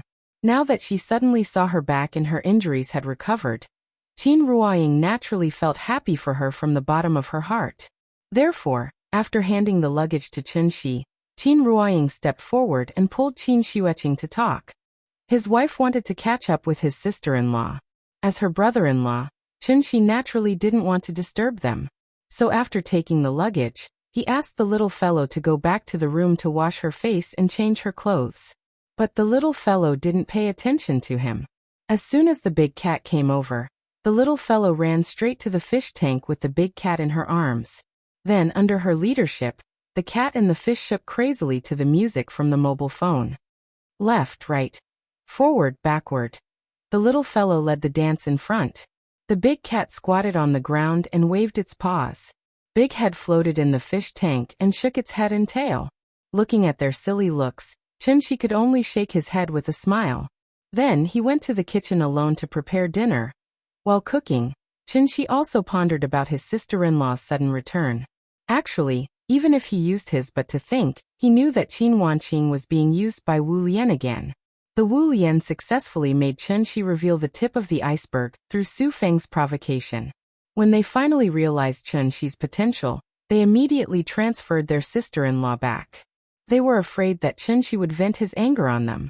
On the other hand, they wanted to let Chunxi see with his own eyes that the Wu Lian would never treat his own people badly. So they let their sister-in-law get a big bargain. Otherwise, how could they let her use this kind of heaven and earth treasure, which was very helpful for cultivation? As a large organization with an official background, this kind of decision was naturally right. But this kind of behavior made Chunxi very disgusted. If it was useful, they would hold you in high regard. If it was useless, they would immediately throw you aside. Too utilitarian. Chunxi didn't want to deal with the Wu Lian anymore. So he decisively put this problem to the back of his mind, and turned to think about another problem.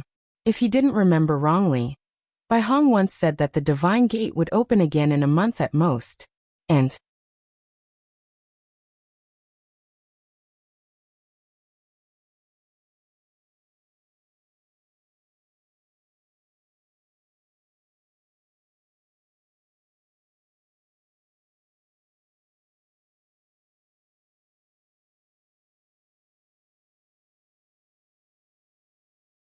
after all, what was the difference between this and possession?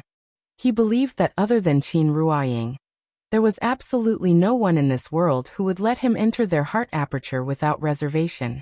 Chunxi was somewhat apprehensive, because the difference in their cultivation was too great. If Qin Ruoying's divine soul was a small pond, then Chunxi was the boundless ocean. What would happen if he poured the water from the ocean into a small pond? Chunxi had never heard of such a situation, so naturally he had never seen it before. Therefore, not to mention trying it out, just imagining it made him somewhat fearful. Qin Ruoying was the most important person in his life. If something went wrong and hurt her heart aperture, Chunxi was afraid that he could only commit suicide to apologize to the world. What to do? He couldn't advance or retreat. For a moment, Chunxi was stunned. Qin Ruoying saw Chunxi's worry, so after thinking about it again and again, she said gently, don't worry so much. You see, I'm fine now. It shouldn't be a big problem. Chunxi did not immediately reply. After a long silence, he said with a dignified face, "No, this matter is not simple. We must find the problem." After saying that, he wanted to use the soul crystal to check Qin Ruoying's divine soul again. But at this moment, the little girl suddenly ran over with her phone in her arms. "Mama, the phone is ringing. The phone is ringing." Although she was illiterate, she could still distinguish between ringtones and music, so she ran to Qin Ruoying's side and held the phone high as if she was presenting a treasure. Qin Ruoying took the phone and found that she did not receive a phone call, but a text message. The sender was Qin Yongyan, and the content was very short. The general meaning was that he had something to do and was going out for a while, so the couple did not have to worry. Qin Yongyan had always lived in seclusion. Today he went out for the first time, which made Qin Ruoying feel a little strange. However, the elders naturally did not need to report to the younger generation, so she did not take this matter to heart. After showing it to Chunxi, she returned the phone to the little girl. The little girl was busy playing games. She took the phone and ran out of the hall. But just after she ran 2 steps, she seemed to have thought of something. She quickly turned her head and asked with a puzzled face, "Mama, what are you doing here?" "Mama is talking to Papa about the purchase of goods." "Oh." The little girl nodded woodenly, but her legs seemed to be rooted to the ground, and she stood there motionless. With her current reaction, Chunxi did not need to think to know that the little girl wanted them to go out and keep her company because they had not come out for a long time.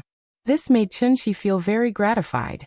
Games were not as important as parents. Meanwhile, Isi, on an unknown island.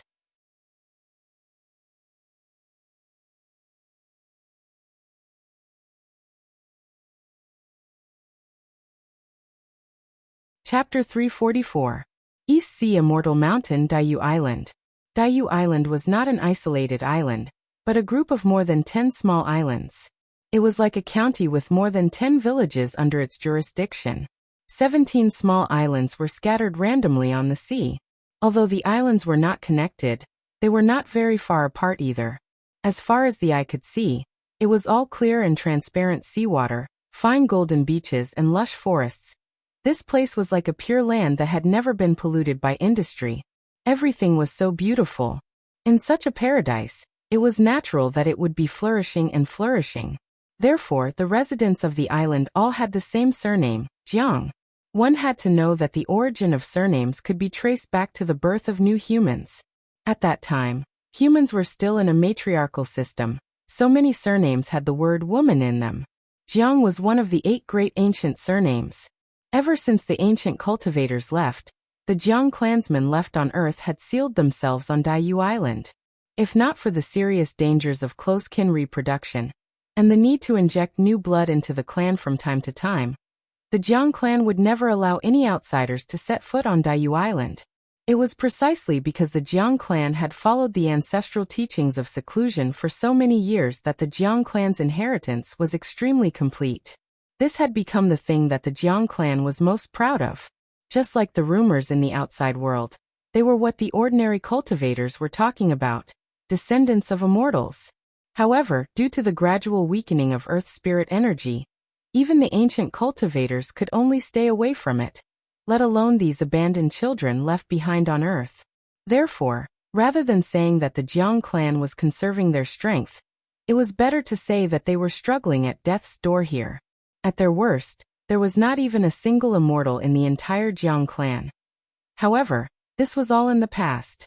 With the gradual recovery of spirit energy, the Jiang clan was about to welcome its most glorious moment.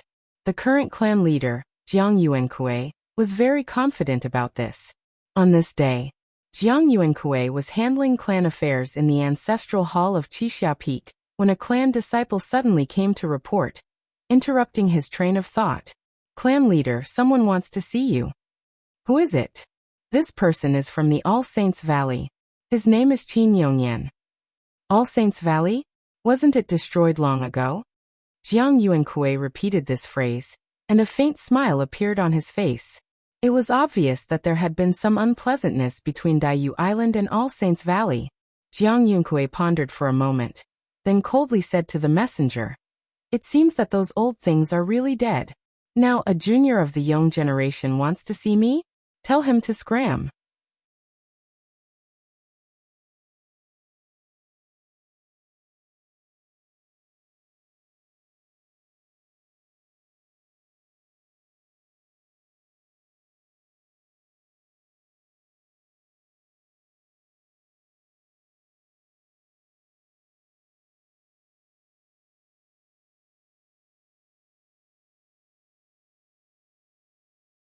Chapter 346. Because of Qin Ruoying's illness, Chunxi had been thinking hard about how to solve it, so he didn't realize that he was neglecting the little one. Since he came back, it was the first time he completely ignored the little one's feelings. Of course, the little one was a little unhappy. I'm not happy. I'm not happy. So, early in the morning, the little one stuck to Chunxi and insisted that Chunxi play games with her. She didn't know why she suddenly became so clingy. Qin Ruoying wanted to take her to wash up, but the little one refused to go no matter what. She even put on a look of disdain, and didn't want Qin Ruoying to get close to her. Seeing this, the couple couldn't help but look at each other. Why did this child suddenly start to throw a tantrum? Qin Ruoying couldn't do anything about it, so she had to let Chunxi serve her. How to serve her? He could only play games with her, and make her happy. The little one especially liked to play Fruit Ninja, which was a casual game that was popular all over the world. As long as you cut the fruit on the screen with your finger, you could get points. Although the gameplay was simple, it was very playable. Chunxi patiently played with her for a while, but the little thing was getting more and more excited. No matter what she said, she wouldn't wash up. Chunxi had no choice but to snatch the phone from her hand and show her a series of gorgeous combos. Then he pretended to be careless and deliberately cut the bomb and died. Seeing that her father was so powerful but still died, the little one immediately laughed happily. Seeing that she was finally happy, Chunxi immediately carried her to the bathroom and helped her wash up as fast as he could. After that, Chunxi used a lot of effort to make the little one swallow her breakfast. 4 or 5-year-old children were the most mischievous. Even an obedient and sensible child like Nian would inevitably be mischievous sometimes. So even if she was extra mischievous today, the couple didn't take it to heart. But the more they didn't care, the more this little thing acted up. On the way to the tea house, Chunxi said to go left, but she insisted on going right. It was as if she was deliberately going against Chunxi. She was already so pretentious. If Chunxi still didn't realize that the little fellow was deliberately being difficult, he would be too irresponsible as a father. Thus, Chunxi squatted beside the little girl, preparing to coax her. However, this little thing proudly turned its little face away, and put on a look of not wanting to talk to him. Seeing her attitude, Chunxi knew the seriousness of the matter. Therefore, he put on a very exaggerated expression, and as if he was performing in a stage play, he imitated Uncle Benshin's northeastern accent and said in a low muffled voice, "What's wrong? What's wrong? What's wrong with little darling today? Why are you so unhappy?"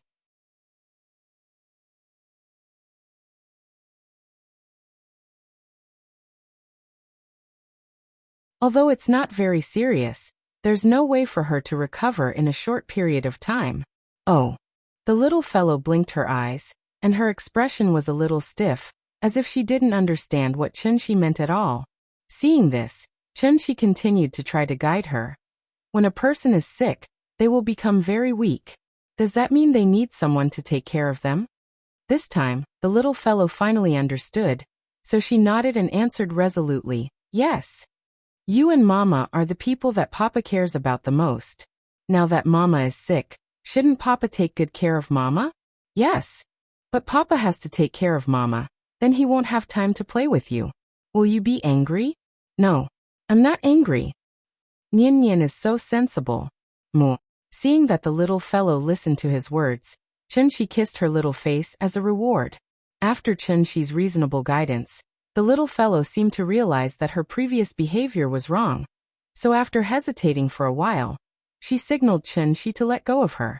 After Chunxi put her on the ground, the little fellow jumped to Qin Ruoying's side, then pulled Qin Ruoying's hand and said loudly, "Mama is sick, we have to take good care of Mama." After saying that, the little fellow looked up at Qin Ruoying and added, "Grandma said that when you're sick, You can't walk. We have to hold Mama's hand and walk. This silly child.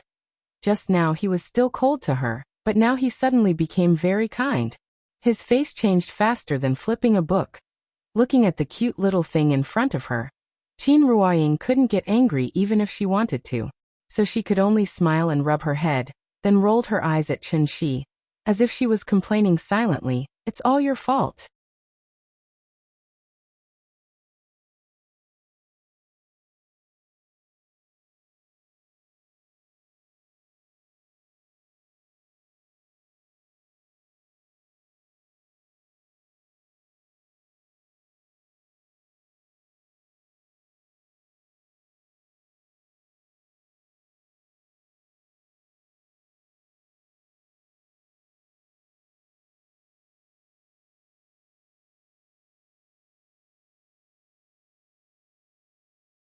Chapter 349. For a celestial being, it was naturally not difficult to ride the wind and enter the sea. Because the little fellow had to go with them, Chenxi did not choose to fly directly to Daiyu. Instead, he took the little fellow to Zhonghai by plane and borrowed a yacht from Ningzhonggua, treating it as a sea trip. A yacht self-driving tour. This made the little fellow very happy. Once she got on the yacht, she chattered nonstop. This yacht was the one Ningzhonggua used to entertain their family of 3 last time. It had 3 floors in total, and the decorations and configuration were extremely luxurious. Naturally, there was no need to bring any attendants with them on a self-driving tour, so Chenxi dismissed the staff on the yacht. As a result, there were only the 3 of them on this huge yacht. The sea breeze curled in spirals, and the sparkling waves sparkled. No matter how bright the sun was, it did not have the slightest taste of summer heat. The little fellow knelt on the observation deck on the top floor of the yacht, her small body constantly twisting with the sway of the yacht. She chewed on the fruit chin she had peeled for her while looking at the distant skyline. Her little face was about to bloom with joy. Suddenly, the little fellow seemed to have thought of something. She suddenly jumped into Qin Ruoying's arms, and then said very coquettishly, "Mama, the next time we go out to play, can we bring Wenwen and Mingming along? They really want to come out with me to play." Hearing this, Qin Ruoying rubbed her head and responded with a smile. "Sure, the next time we go out, I'll persuade Grandpa. If he agrees, we'll bring Wenwen and Mingming along, okay?" "Okay." The little fellow laughed excitedly, her eyes full of excitement and anticipation. However, this excitement soon disappeared. When the city's skyline gradually disappeared from the sea, there was only the boundless sea and the boundless sky left. It was difficult to even see a bird, the blue sea and white clouds. On the boundless sea, there was only one yacht moving forward alone. This was a very beautiful scene, but how could a 5-year-old child know how to appreciate it? Therefore, after the excitement passed, the little guy began to feel a little bored and lay on the sofa motionless. When the last trace of patience was worn out, and it raised its head to see the boundless sea, the little thing immediately flipped out. "Not fun at all. Not fun at all. I want to go back." Looking at her aggrieved face, those who didn't know better would think that she had been tricked by her parents. Chen Shi, who was preparing lunch in the kitchen, heard her shout, so he quickly put down what he was doing and quickly walked to the balcony.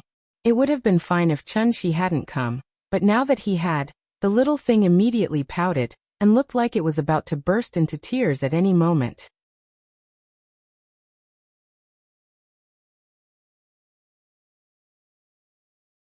Because there were too many fish, they kept jumping out of the sea and then fell back into the sea. As a result, there was a splash sound on the surface of the sea.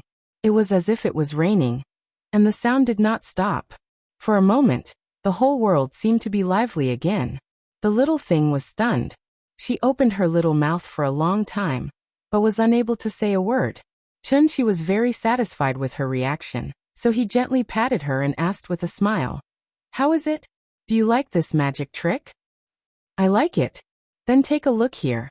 As he spoke, Chen-Chi pointed below the yacht. The little thing stretched her neck and looked down. Only then did she find that there were suddenly many white and fat figures beside the yacht. "Dolphins! It's dolphins!" The little thing was excited.